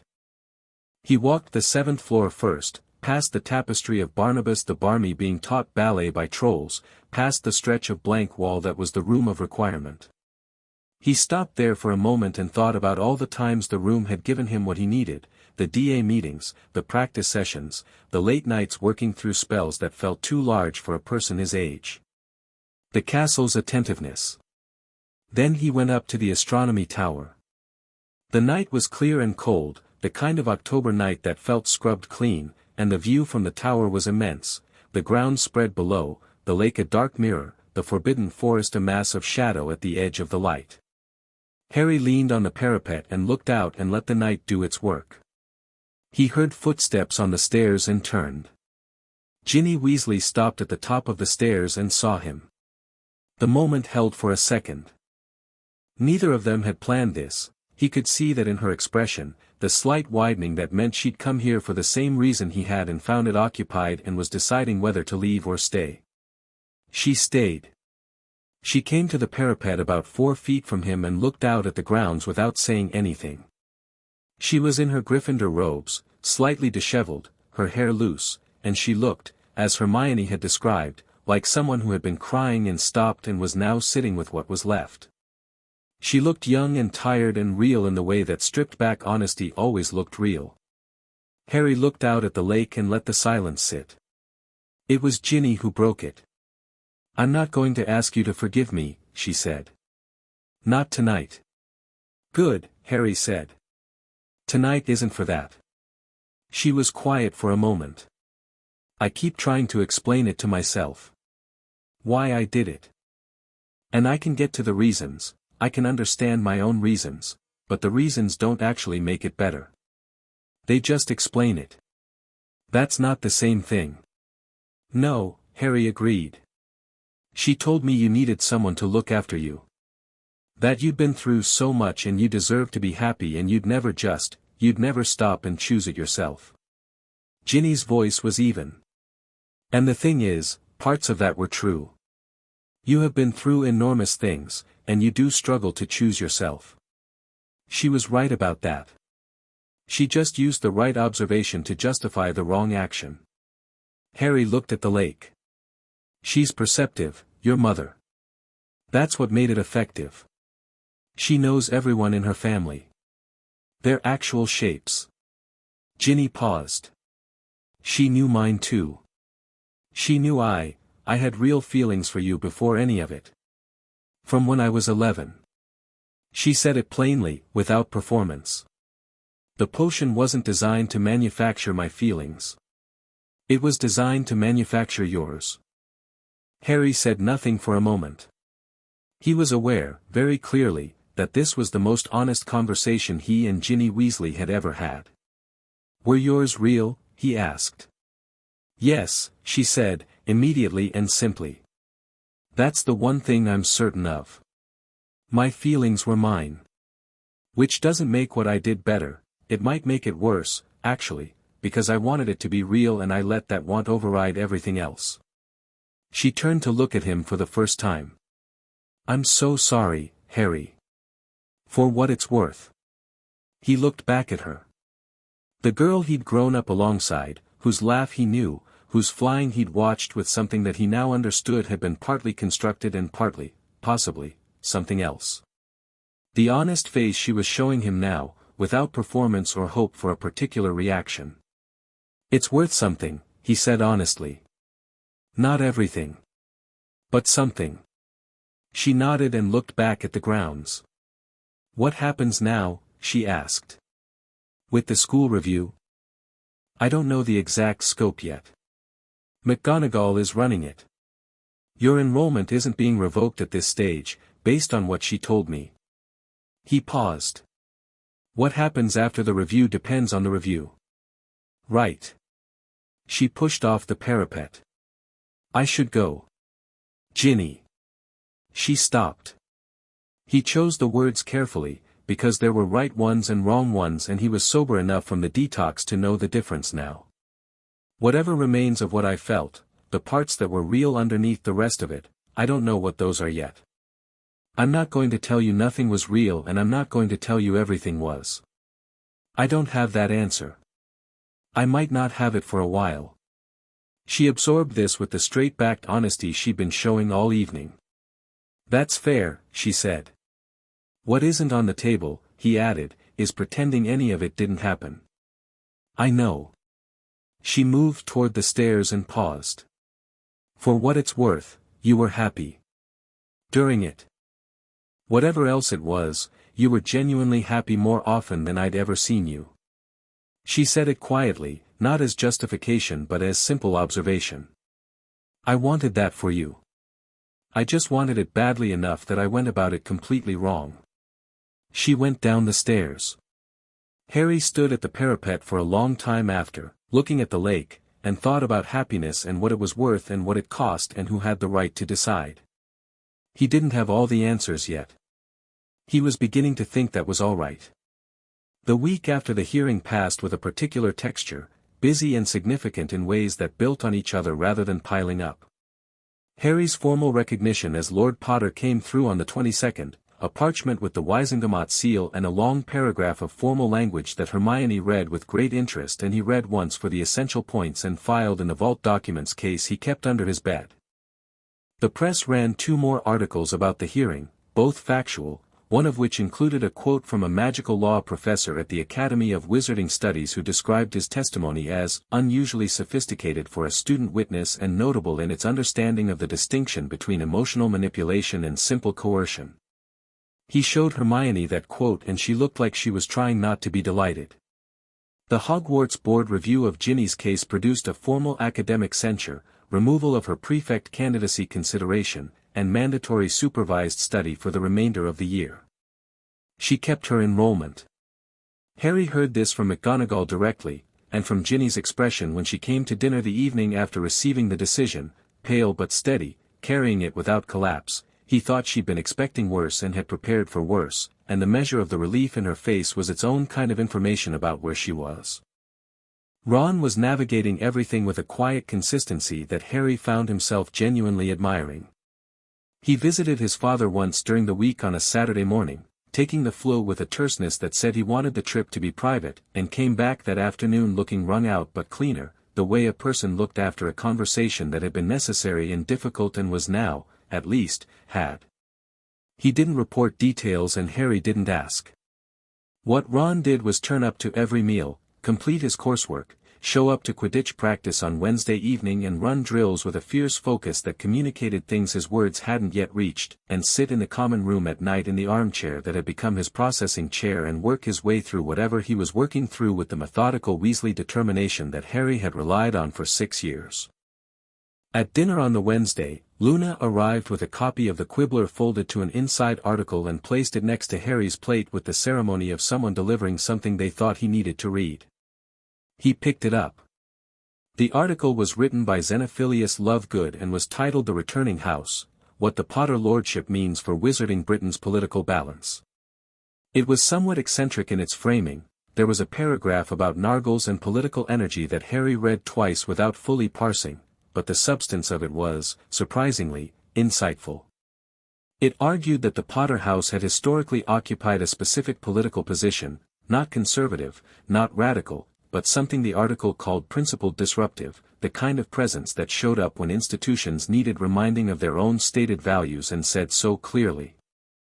It argued that the current state of wizarding government, corrupted and frightened and inconsistent, could use exactly that kind of presence. It ended, Harry Potter has spent 6 years being what the world needed him to be. It will be interesting, and perhaps important, to watch what he becomes when he begins being what he actually is. Harry set the article down and looked at Luna. Your father's perceptive, he said. He's eccentric, she said, but they're not mutually exclusive. No, Harry agreed. They're not. He was in the library Thursday evening, a week and a half after the hearing, working through a data essay on counter-enchantment theory with the particular focus that came from the subject being now personally relevant, when Neville arrived and sat down across from him with the expression of someone carrying information they weren't sure how to introduce. Malfoy, Neville said quietly. Harry set down his quill. Tell me. He came to me this afternoon. Not to you, he specifically came to me, which I think was intentional, a kind of distance, a way of not having it be direct. Neville folded his hands on the table in the unconscious mirroring of Harry's posture that he'd developed over the last year. He's in trouble. He wouldn't say exactly what kind, but the contours of it are, it involves Voldemort. It involves something he's been tasked with doing that he believes will get him killed either way. Either he fails the task and Voldemort kills him, or he succeeds and, Neville paused, choosing words. And he becomes something he doesn't want to be. Harry looked at the table. Thought about Malfoy in the entrance hall, that thin face, the used-up look of someone running on the fuel of a decision they'd made and couldn't unmake. Probably, he'd said, when Harry asked if whatever he was doing might get him killed. What does he want from me? Harry asked. He didn't say want exactly. He said he wanted someone to know the situation who might care about the outcome. Neville met Harry's eyes. I think he's asking for a way out that isn't surrender and isn't death. Harry leaned back in his chair and thought about that. Draco Malfoy had spent 6 years being Harry's opposite number in the specific grammar of school-level antagonism, the sneering, the point-scoring, the political performance of blood purity that Harry had always suspected was significantly more complicated from the inside than it appeared from the outside. What Neville was describing was something different. A person trapped between two catastrophic outcomes, reaching sideways toward the only person in his vicinity who might have the standing and the capacity to affect the situation. Is this Dumbledore territory? Neville asked carefully. Probably, Harry said. But Malfoy needs to make that call himself. He has to choose to come forward about what he knows. I'm not going to extract information from him. He paused. Tell him I heard the message. Tell him I'm not his enemy and haven't been for a while. Tell him that if he decides to talk to Dumbledore, I'll be in that conversation with him if he wants. Neville absorbed this. You think he will? I think he's running out of other options, Harry said. And I think he's smarter than he's been allowed to be in the company he's kept. He picked up his quill. Let me know what he says. Neville nodded and left. Harry looked at his essay for a moment without reading it, then set the quill down and went to find Dumbledore. The headmaster listened to everything Harry told him with the stillness he reserved for information that confirmed something he'd been suspecting and hoping was wrong. When Harry finished, Dumbledore removed his spectacles and pressed 2 fingers to the bridge of his nose, which was the most overtly human gesture of stress Harry had ever seen from him. He's been tasked with something, Dumbledore said. That's the shape of it. I believe I know what. Dumbledore set his spectacles back on his nose and looked at Harry with old, tired eyes. And I should tell you, because you have earned the information and because operating without it puts you at a disadvantage. Harry waited. I have been cursed, Dumbledore said plainly, and he held up his blackened hand where it rested on the desk, and Harry looked at it with the particular attention of someone who has been looking at this damaged hand for months and was now finally going to understand it. An artifact, a Horcrux, as it happens, which I had the poor judgment to handle without adequate precaution. The curse is contained, currently, but not curable. I have perhaps a year. Possibly less, depending on variables Healer Sagramore has been tracking. The library quiet of the headmaster's office pressed in around the statement. You're dying, Harry said. I am, Dumbledore confirmed, without drama. It is not pleasant news, but I am telling you because you need to know, and because it is directly relevant to what Draco Malfoy has been tasked with. He paused. I believe Voldemort has assigned the boy to kill me. Harry sat with that for a moment. Then the choice Malfoy is facing, Harry said slowly, is between carrying out an assassination and the consequences of refusing. And Voldemort presumably chose him specifically because failure means the Malfoy family bears the consequences. Precisely. So he can't refuse without endangering his family. And if he succeeds, he's a murderer who committed his first murder at 16. Yes. Harry looked at the blackened hand. There might be another way, he said. I believe there might be, Dumbledore agreed, and his eyes held something that Harry recognized now, something that had always been there but that he was only now fully reading, not just intelligence, not just strategy, but the specific quality of a person who has accepted their own ending and is now trying to make sure the things that need to survive them do survive. But it requires Draco to trust someone outside his immediate situation. Which is where I come in, Harry said. Where you come in, Dumbledore confirmed. Harry was quiet for a moment. The fire crackled. Outside the office windows, the October night had given way to November, the first of it, and the grounds were dark and cold and still. I'll talk to him, Harry said. Directly this time. Not through Neville. He stood. One more thing.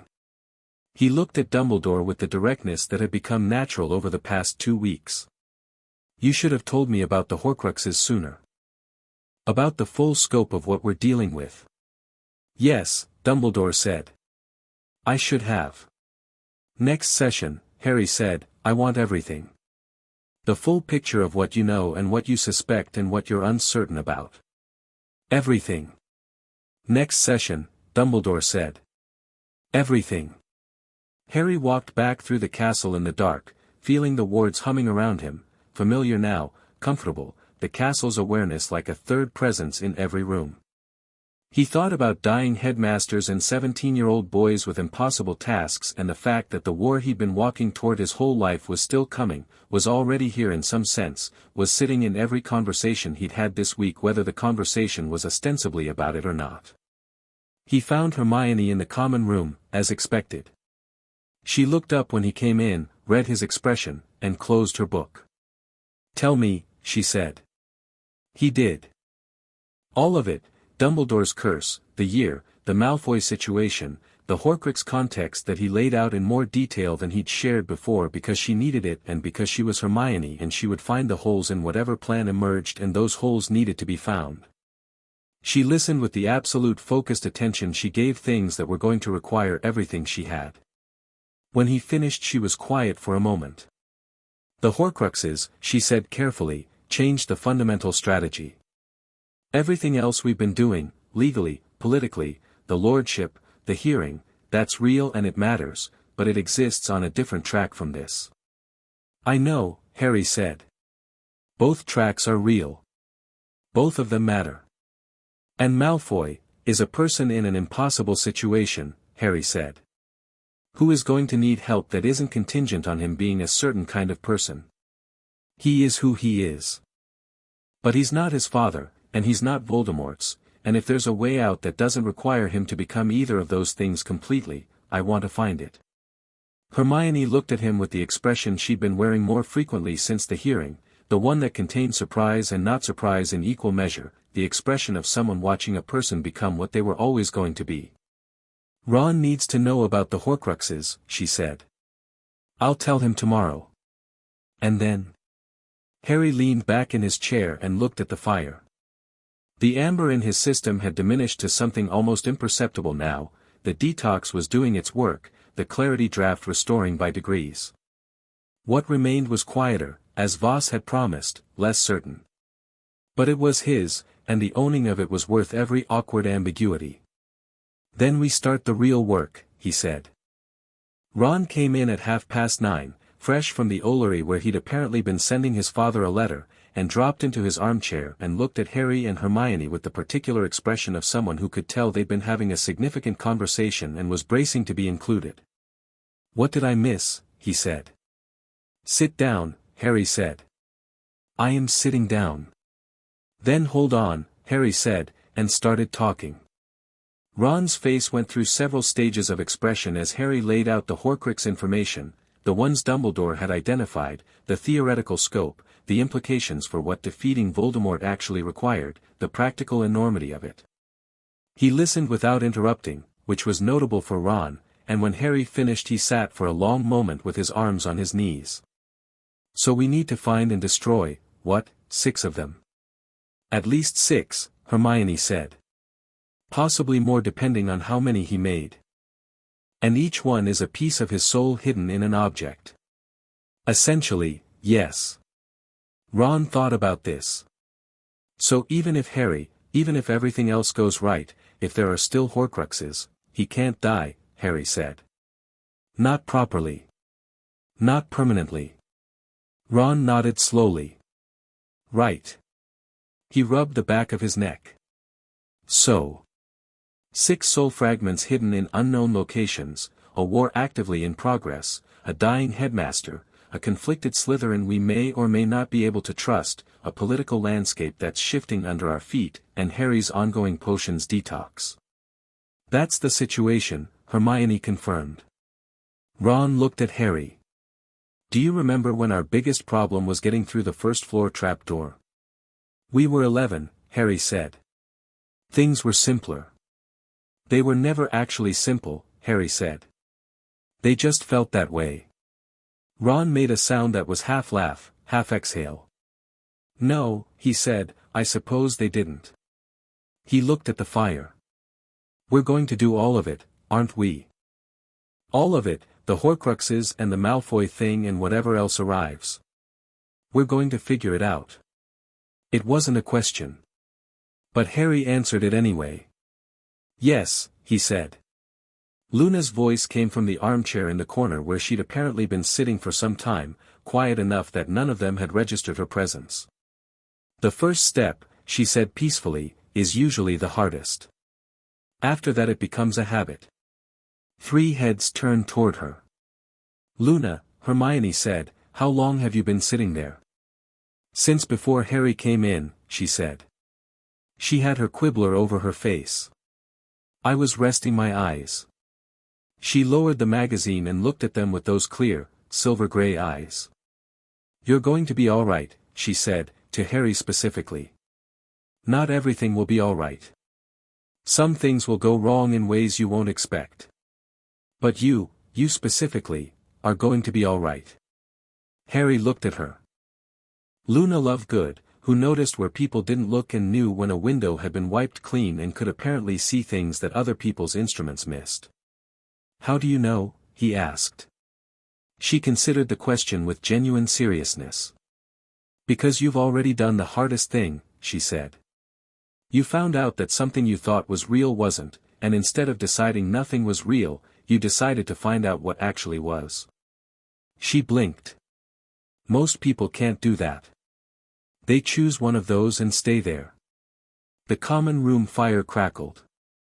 Harry thought about the week behind him, the ward scan, the healer's office, the vault, the ring, Dumbledore's honesty, the hearing, Molly's face when Arthur named the journal, Arthur's hands not quite steady, Ginny at the parapet not asking for anything, Ron in his armchair working his way through the unbearable with methodical Weasley determination, Neville saying that's enough when people were unkind about the Weasley family. He thought about what remained when the amber cleared. What was his, genuinely, underneath all of it? He thought about the feeling of the ring on his finger, not heavy but weighted, the right kind of weight. The stag and the star. He thought about his father's file from Hogwarts, if he survives himself he'll be extraordinary, and his mother's handwriting, please, not the Dursleys, and the specific and irrational comfort of knowing that he had been loved, had always been loved, by people who hadn't had the chance to prove it long enough. He thought about the Horcruxes, 6 of them at minimum, out there in the world waiting to be found, and about a dying headmaster who knew more than he'd said and was now committed to saying it, and about Draco Malfoy in an impossible position reaching sideways for something that might be a way out. He thought about all of it, the full scope of it, and felt something that was not the amber warmth and was not the cold of shock. It was something older and more durable. Something that had been waiting, as the vault had waited, as the ring had waited, as the castle had waited, for someone to arrive and claim it. He was 16 years old and he had a war ahead of him and a world to figure out and a self to rebuild from honest materials, and none of that was easy and none of it was clean and all of it was real. Get some sleep, he said to the room. Hermione and Ron and Luna looked at him. Tomorrow starts early, he said. And there's a lot to do. He went upstairs to bed, and for the second time since the ward scan, he slept deeply and without the amber, and what his sleeping mind produced instead was something clear and moving like water, and somewhere in it a stag running through open ground, unhurried and without fear, covering distance. Chapter 6, Unbound. The threat arrived on a Tuesday. Not with dramatic announcement, threats rarely did, in Harry's experience. They arrived the way most significant things arrived, folded into the ordinary, wearing the clothes of something routine. This one came in the form of 3 owls that arrived simultaneously at breakfast, dropping their letters at 3 separate points around the Great Hall, and the letters were identical in content if not in recipient. Harry opened his and read it once, quickly, then read it again. It was written on ministry parchment but not from any department he recognized. The header identified the sender as the Office of Magical Heritage and Cultural Preservation, which he'd never heard of. The language was formal and measured, the kind of measured that required effort, and what it said, stripped of the formality, was this: the activation of the Potter Lordship was being contested on the grounds of procedural irregularity. Specifically, the argument was that Harry's minority status at the time of activation meant the emergency inheritance provisions of the Magical Coercion and Consent Act had been incorrectly applied, that the Lordship activation was therefore invalid, and that pending a formal review, his Wisengamot standing and all legal standing derived from the lordship were suspended. The second letter had gone to Augusta Longbottom, whose name was on the distribution list at the bottom. The third had gone to Dumbledore. Harry set the letter down on the table with the particular carefulness of someone managing a reaction they haven't decided on yet. Hermione already had her copy of the Magical Coercion and Consent Act open on the table. He hadn't seen her retrieve it, which meant she'd been carrying it in her bag since the hearing, which meant she'd anticipated something like this. "Hermione," he said. "I'm reading," she said. Ron was looking at the letter with the expression of someone whose initial surprise had burned off very quickly and been replaced by something harder. "Who runs the Office of Magical Heritage and Cultural Preservation?" "I've never heard of it," Harry said. "Neither have I," Hermione said without looking up, "and I've read the complete structure of ministry departments 3 times. She turned a page. "Which means it either doesn't normally do anything significant enough to be noteworthy, or it was created recently for a specific purpose." "Or both," Neville said. "Or both," she confirmed. Luna was reading her copy of the Quibbler with complete serenity. "Daddy wrote about that office last year," she said. "He called it a legacy department, one that technically exists in the ministry structure but hasn't been active in 40 years. It's staffed by one person and funded by a line item that nobody reviews because it's too small to bother with." She turned a page. "The current head was appointed 6 months ago." Everyone at the table turned to look at her. "6 months ago," Harry said. "In April," she confirmed. "I remember because Daddy tried to get an interview and was refused, which he found interesting." April. Harry thought about that. April of this year, which was roughly when the ward scan had been scheduled, a ministry inspection that would have been in the planning for months before it happened.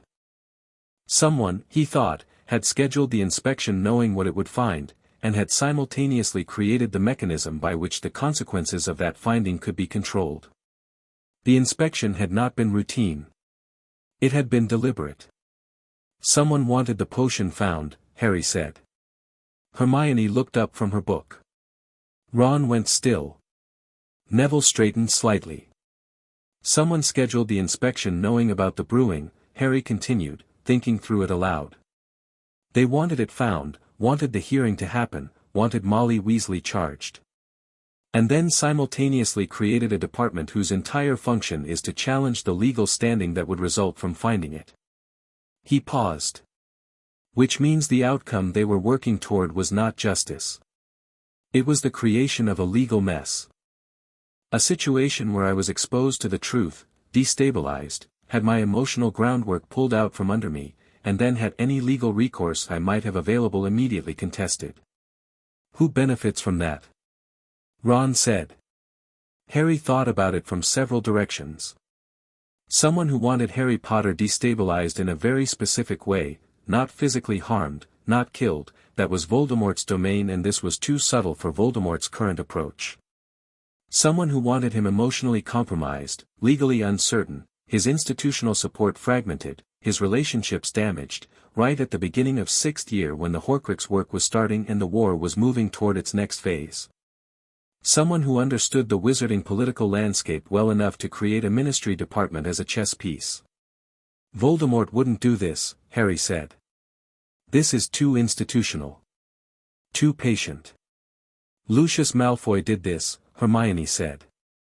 The table went quiet. "He's been in Azkaban since the Department of Mysteries," Ron said.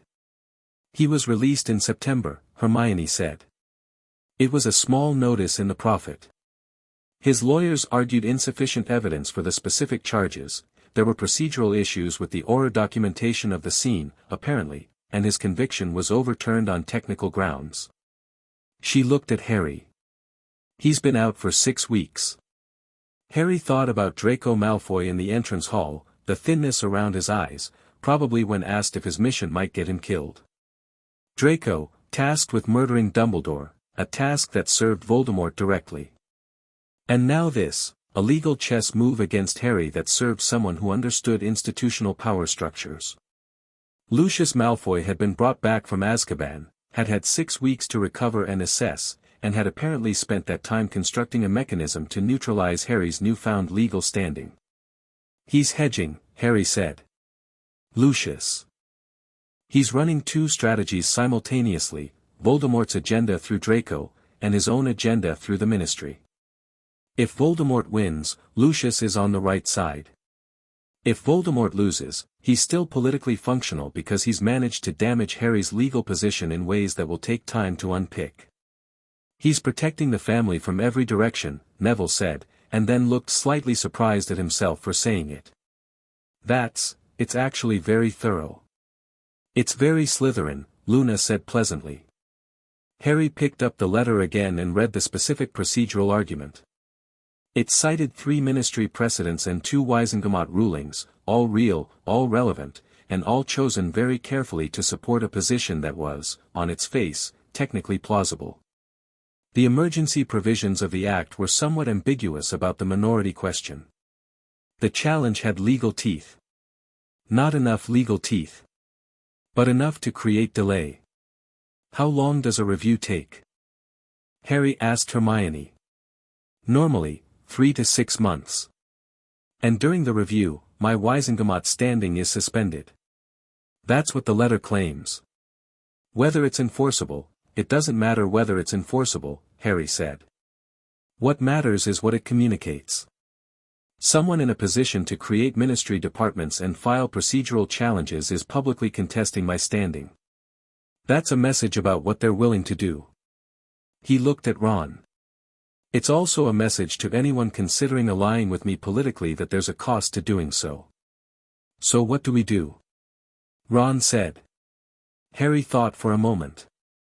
Then he folded the letter very precisely and put it in his inner pocket and picked up his breakfast and finished eating it.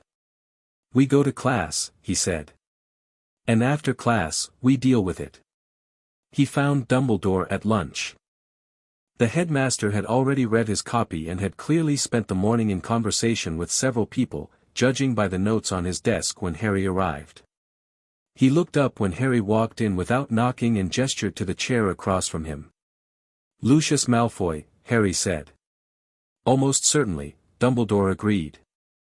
"The procedural argument is his style, technically sound on the surface, strategically motivated underneath, and difficult to counter quickly without the right legal resources." "I have the right legal resources," Harry said. "I have Hermione." Dumbledore almost smiled. "You do," he agreed. "She has already sent a preliminary counter-argument to the Office of Magical Heritage's filing, I believe, based on the owl I saw leaving the Ollery at 9:30. "She moves fast," Harry said. "She is extraordinary," Dumbledore said, with the warmth of a teacher who knows he's watching someone become remarkable. He folded his hands. "The stronger concern, Harry, is not the legal challenge itself. That can be addressed. The concern is what it represents, that Lucius Malfoy is active, is operational, and has both ministry access and sufficient resources to create institutional machinery in service of his goals. And his goals right now are to hedge against every outcome," Harry said. "Including Draco's mission." Dumbledore was quiet.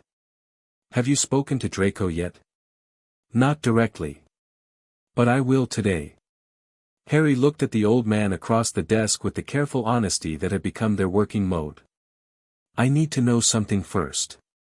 If Draco comes forward, if he chooses to step away from the task and provide intelligence about Voldemort's current strategy, what protection does he get? What can we actually offer him? If he provides substantive intelligence," Dumbledore said, "I can invoke a Wisengamot protective provision for a minor compelled into service by a classified dark organization. It's old legislation, hasn't been used in 40 years, but it is valid. It would provide Draco and potentially Narcissa with a degree of legal protection. Not Lucius. Lucius made his choices as an adult," Dumbledore said. "The provision covers individuals under 17 at time of compulsion." Harry nodded.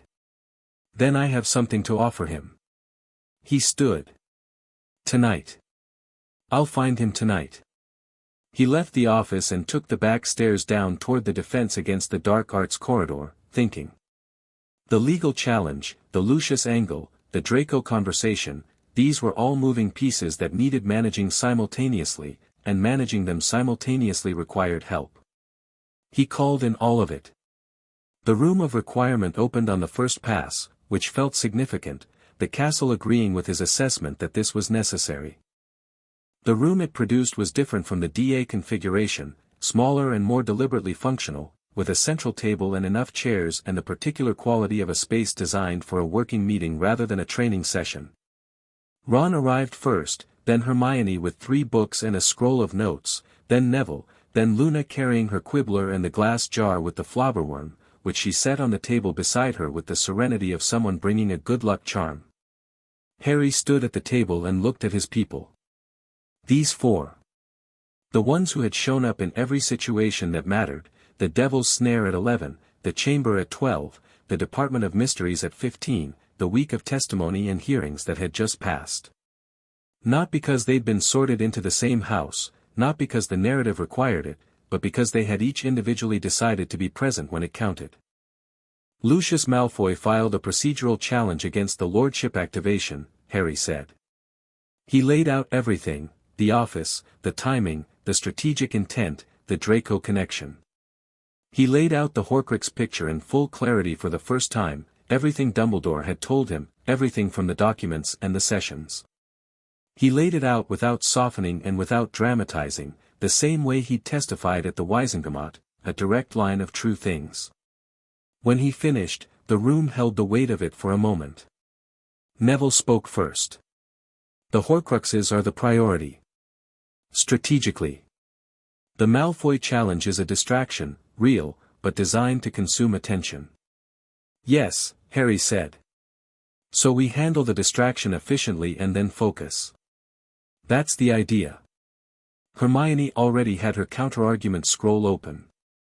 The procedural challenge hinges on the minority question in the emergency provisions. But there are 2 Wisengamot rulings, 1923 and 1961, where minor holders of noble house seats were recognized under the same provisions in cases involving direct harm to the heir. The challenge only cited precedents from cases involving property disputes, not coercion cases. The distinction matters. She looked up. I've already flagged this in the preliminary filing. Augusta Longbottom is aware. I think the challenge gets dismissed, but we need to push hard for an expedited review rather than the standard 3 to 6 months. Who can push for that? Ron asked. Amelia Bones, Harry said. She has the standing to fast-track a review of a challenge to proceedings that originated from her own department's case. He paused. And given the alliance provisions I found in the vault, she'll do it, Hermione confirmed. I can draft that letter. Do it. Luna had been watching the flobberworm with gentle focus. Draco Malfoy is in the library right now, she said. Everyone looked at her. I passed him on the way here, she said. He looked like he was waiting for something. Harry looked at the others. Give me an hour, he said. He found Malfoy in the library exactly where Luna had said, in a corner alcove between 2 shelves of advanced potions theory texts that nobody pulled on Thursday afternoons. He was sitting with a book open in front of him and not reading it, which was the most Draco Malfoy had ever resembled an ordinary person with ordinary problems. He looked up when Harry sat down across from him without asking. The moment held. Then Malfoy closed the book. Neville talked to you, he said. Neville passed along what you needed me to hear, Harry said. That's different from talking to me. Malfoy looked at him with the direct grey eyes that had always been more intelligent than the rest of his performance had required. Your father's legal challenge, he said. That wasn't your idea. It was his. Harry kept his voice even. He's been out of Azkaban 6 weeks. He's been busy. Something moved across Malfoy's face, complicated enough that Harry didn't try to read it precisely. He doesn't know he stopped. He thinks I'm managing it. The task. He looked down at the table. He thinks it's under control. Is it? The pause was long. No, Malfoy said. Harry let the silence breathe for a moment. He wasn't going to perform pressure, that wasn't the right approach with Malfoy, who had been managed and leveraged his entire life and would recognize pressure immediately and close against it. What was required was something else. A different kind of offer. "I know what the task is," Harry said.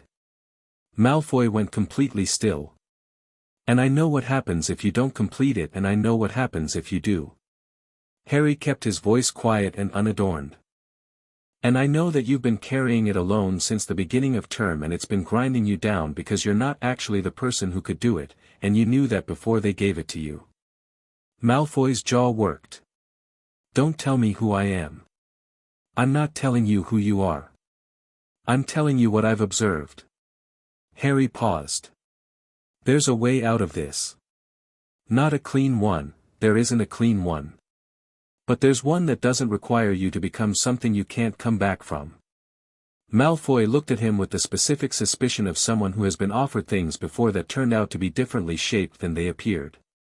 "Why would you?" "Because I'm not interested in watching someone get destroyed because they were handed something at 16 that no adult should have to carry." Harry looked at him steadily.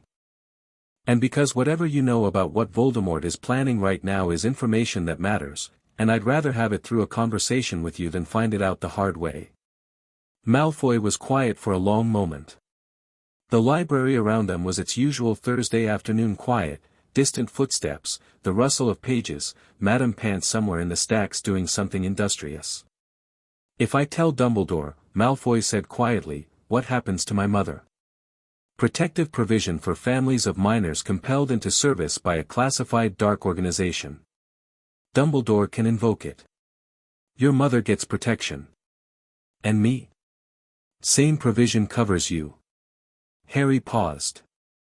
Your father's a different question, and I'm not going to lie to you about that.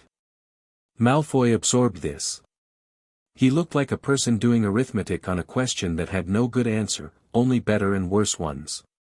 He'll know I talked, he said. He has people in the ministry. He has people in the ministry, Harry agreed. We have Amelia Bones.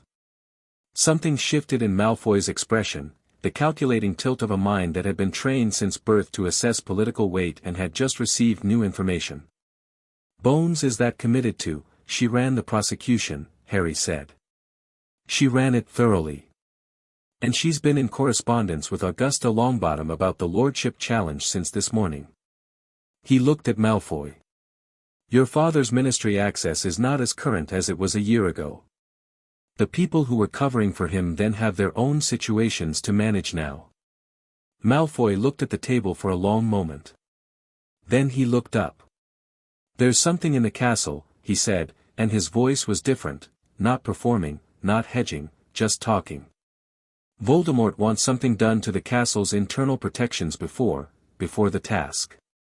There are people who need to be able to get in. I've been working on it. He swallowed. I found a route. The vanishing cabinet, Harry thought immediately. In the room of requirement. He'd seen Malfoy near it twice this term and filed it away without completing the thought. The vanishing cabinet on the 7th floor, Harry said. Malfoy looked at him sharply. How do you? I've been watching, Harry said simply. Stop working on it.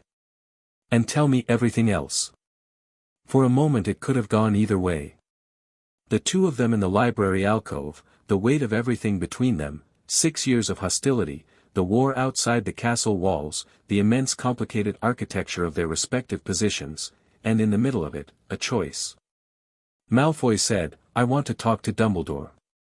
Tonight, Harry said. Tonight, Malfoy agreed.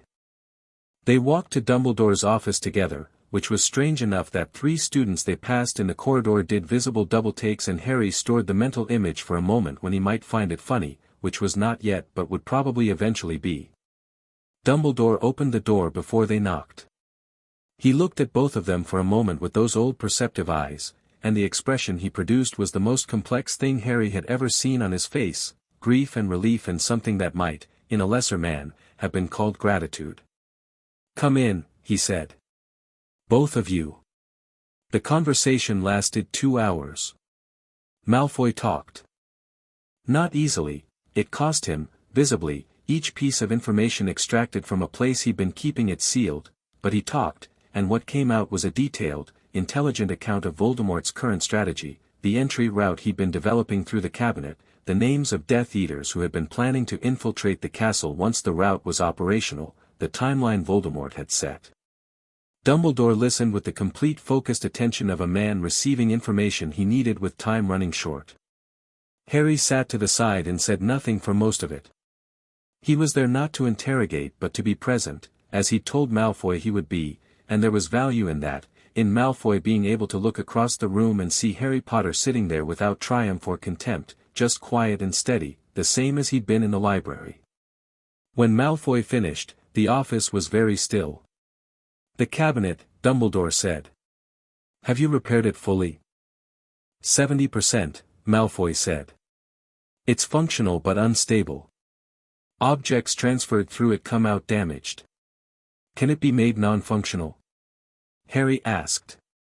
Malfoy thought about it. "If the resonance alignment is disrupted. There's a specific component in the repair matrix, if it's removed, the whole thing destabilizes." "Show me," Harry said. They went to the room of requirement at 11 that night, Dumbledore staying in his office because his presence would have been too significant a risk. If Voldemort had eyes in the castle, the headmaster moving through the corridors at night toward a specific location would read as meaningful. Harry went with Malfoy alone, which was a choice he'd thought about carefully and had decided was the right one. The room opened onto its junk configuration, the vast stored accumulation of centuries, towers of discarded objects, the smell of old wood and dust and things that had been put away and not thought about. Harry conjured a modest light and followed Malfoy through the stacks toward the back. The vanishing cabinet stood against the far wall, tall and dark, intricate carved panels. Harry could feel the resonance of the repair work in it, like hearing a song that's almost back in tune, close enough to work but not quite right, which was presumably what 70% repaired felt like in a magical object. Malfoy reached into the base of the cabinet, pulled a panel aside, and showed Harry the component. It was a small carved disc of spelled wood, no bigger than a galleon, sitting in a specific groove in the cabinet's magical structure. The spellwork on it was delicate and specific. "Remove it and the resonance alignment collapses," Malfoy said. "It could theoretically be repaired again, but not quickly. Not in a night." Harry reached in and removed the disc. The cabinet shuddered slightly, a sound moving through it like a settling sigh, and then went silent and still. The resonance Harry had felt was gone, the not quite right frequency simply absent, the object returned to ordinary silence. "Done," Harry said. Malfoy looked at the disc in Harry's hand. Then he looked at Harry. "Just like that," he said. "Just like that." A pause. "You trusted me in the dark in a room full of things that could be used against you," Malfoy said, and his voice had the quality of someone observing something they don't fully understand. "You trusted me to walk into Dumbledore's office," Harry said. "We're even." They walked back through the castle in a silence that was, Harry thought, the most comfortable silence he and Draco Malfoy had ever shared. Which was not saying much, but it was saying something.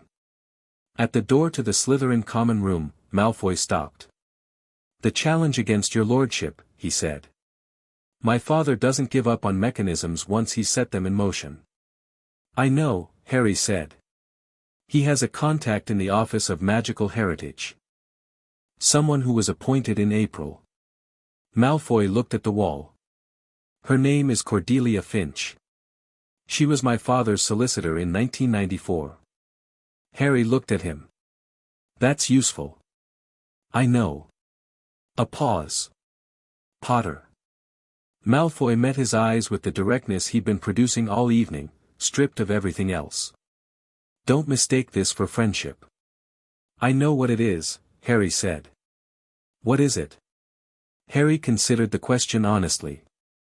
Two people who both want to survive a situation that's trying to kill them, choosing to be useful to each other rather than the alternative. He paused. "That's not nothing." Malfoy looked at him for a moment. Then he went into the Slytherin common room and the door closed behind him. Harry walked back to Gryffindor Tower with the carved disc in his pocket and the specific feeling of pieces having moved into positions that made sense. By the following Monday, Hermione's counterargument had been formally filed with the Office of Magical Heritage, citing the 1923 and 1961 rulings with a precision that the office's single member was apparently not equipped to immediately address. Amelia Bones, having received Harry's letter and the attached alliance documentation, had moved for an expedited review at the Wisengamot that Friday, which meant the challenge would be addressed in days rather than months. The name Cordelia Finch had gone to Amelia Bones's office in a letter that Harry had written carefully, establishing the connection between the office head and Lucius Malfoy without making claims he couldn't support. He'd cited it as relevant background for the expedited review and left it to the DMLE to find what it found. They found it in 48 hours. The Prophet ran a small article on Sunday, Ministry Department head under investigation for undisclosed professional conflict. Small article, buried in the middle pages. But there.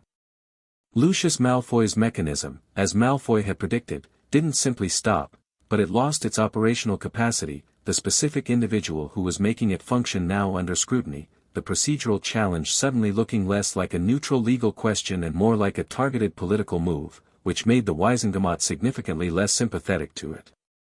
The review ruled on the following Thursday. Emergency inheritance provisions correctly applied. Lordship activation valid. Wisengamot standing confirmed. Challenge dismissed. Harry received the formal notification during breakfast and read it and put it in his pocket and finished his eggs. Hermione watched him. "That's it," she said. "That's it," he said. "You're not going to, I'm going to eat my eggs," he said. Ron, who had been watching this exchange, looked at the ceiling. The most powerful 16-year-old in Britain is dismissing a significant legal victory because he'd like to eat eggs in peace.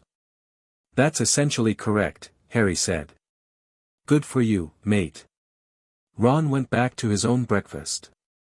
The week after the challenge dismissal was, by the standards of the previous 3 weeks, almost normal.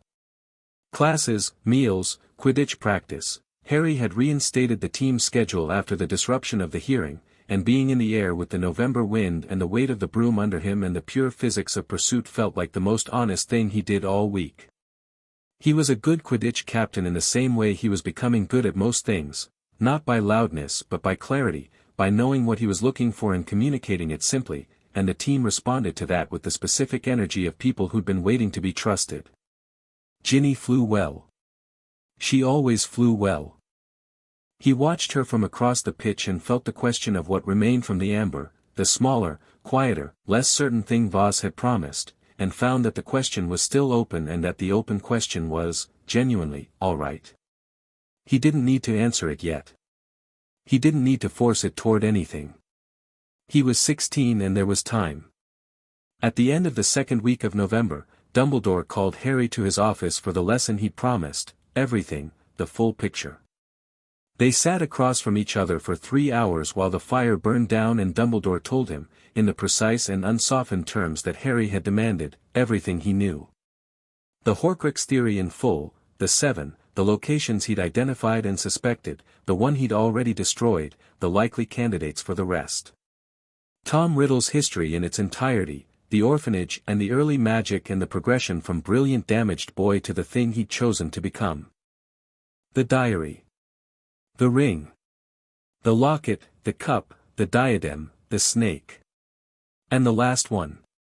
Dumbledore said it quietly and directly, because it was the kind of thing that required saying directly, and when Harry heard it he sat with it in silence for a long moment. Then he said, "You knew." "I suspected," Dumbledore said. "I became certain over the summer." "And the plan has always been conditional on that knowledge," Dumbledore said. "What I need you to understand, Harry, is that this is not a sentence. It is a point in the journey that requires a specific choice. And the choice is yours. It has always been yours." Harry looked at the fire. He thought about everything the past 3 weeks had built in him, the clarity, the ring, the legal standing, the truth laid out in the Wisengamot chamber, the friendships that had held under pressure, the self that had been emerging degree by degree from underneath the amber. He thought about Voss saying what remains beneath it will be quieter. Smaller. Less certain. He thought about Luna saying most people choose one of those and stay there. He thought about his parents on the last morning of their lives making sure the documents were in order. "Tell me everything about the choice," he said. "Not later. Now." Dumbledore looked at him with those ancient eyes and told him. Harry listened to all of it without interrupting, without flinching, without performing courage he wasn't feeling and without pretending to feel less than he did. He listened and he thought, and when Dumbledore finished, Harry sat for a long moment in the quiet of the office with the portraits watching and the fire burning low. Then he said, "I understand." And the thing was, he did.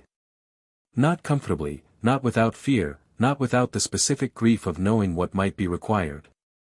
But he understood it, held it clearly, could see the shape of what it meant. Understanding was not the same as acceptance. But it was the beginning of it. He stood up and looked at Dumbledore and thought about all the versions of this man he'd been carrying since he was 11, the magical guide, the grand strategist, the keeper of secrets, the man who'd put him on the Dursley's doorstep. He thought about the Dumbledore who had sat across from him 2 weeks ago and said, "I made a choice I will not dress up as wisdom."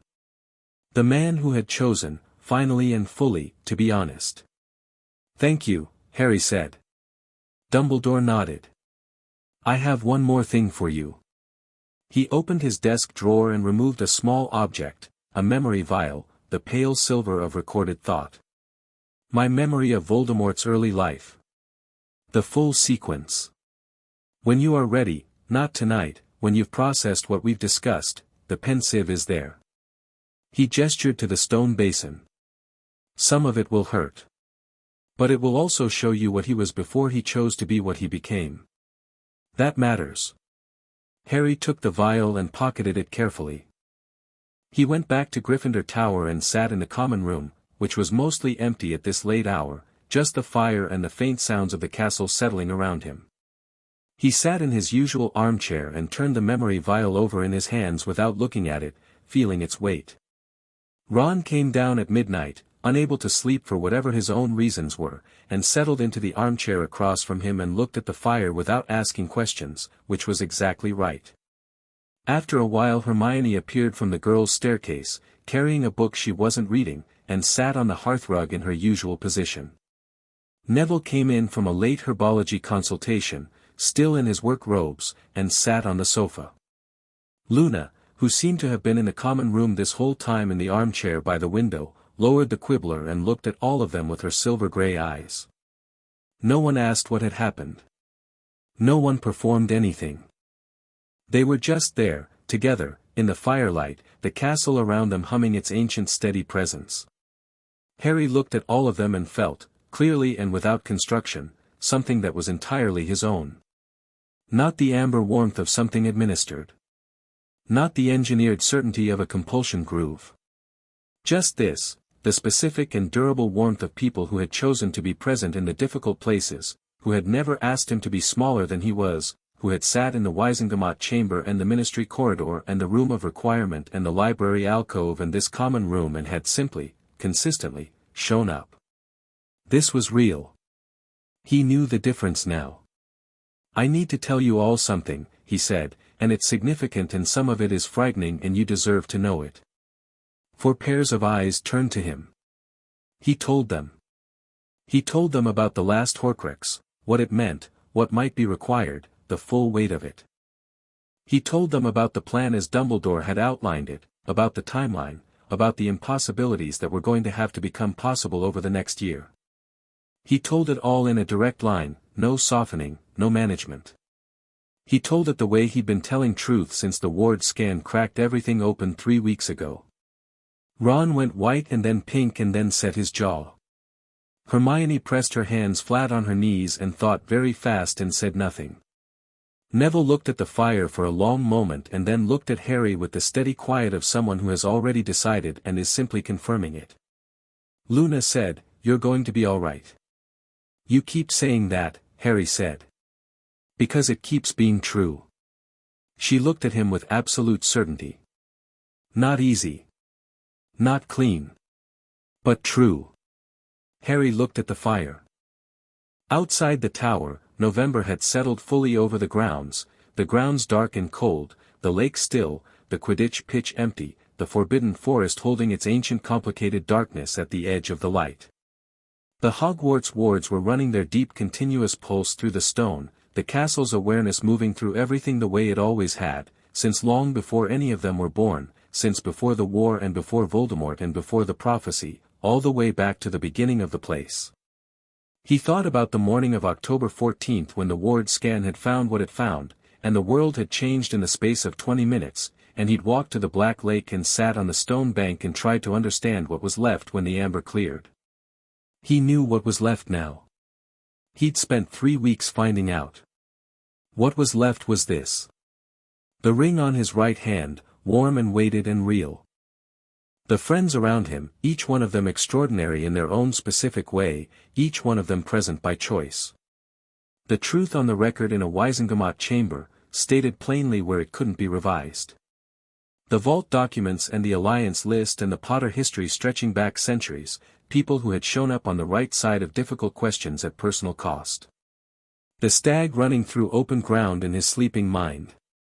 He thought about his father's file, if he survives himself he'll be extraordinary. He thought about his mother's handwriting, please, not the Dursleys.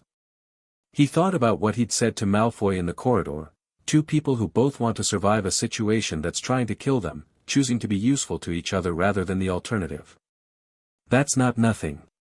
He thought about what Dumbledore had said, and what it meant, and what the year ahead was going to require, and felt the shape of it without flinching.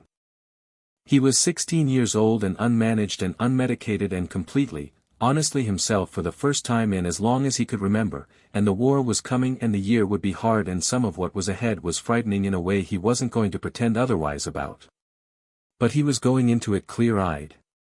He was going into it with his people. He was going into it as himself. Right, he said to the room. We have work to do. And the fire burned, and the castle hummed, and outside the November night was cold and clear and full of the specific silence of a world that was waiting to see what happened next. Harry Potter leaned forward in his chair, set his hands on his knees, and started planning.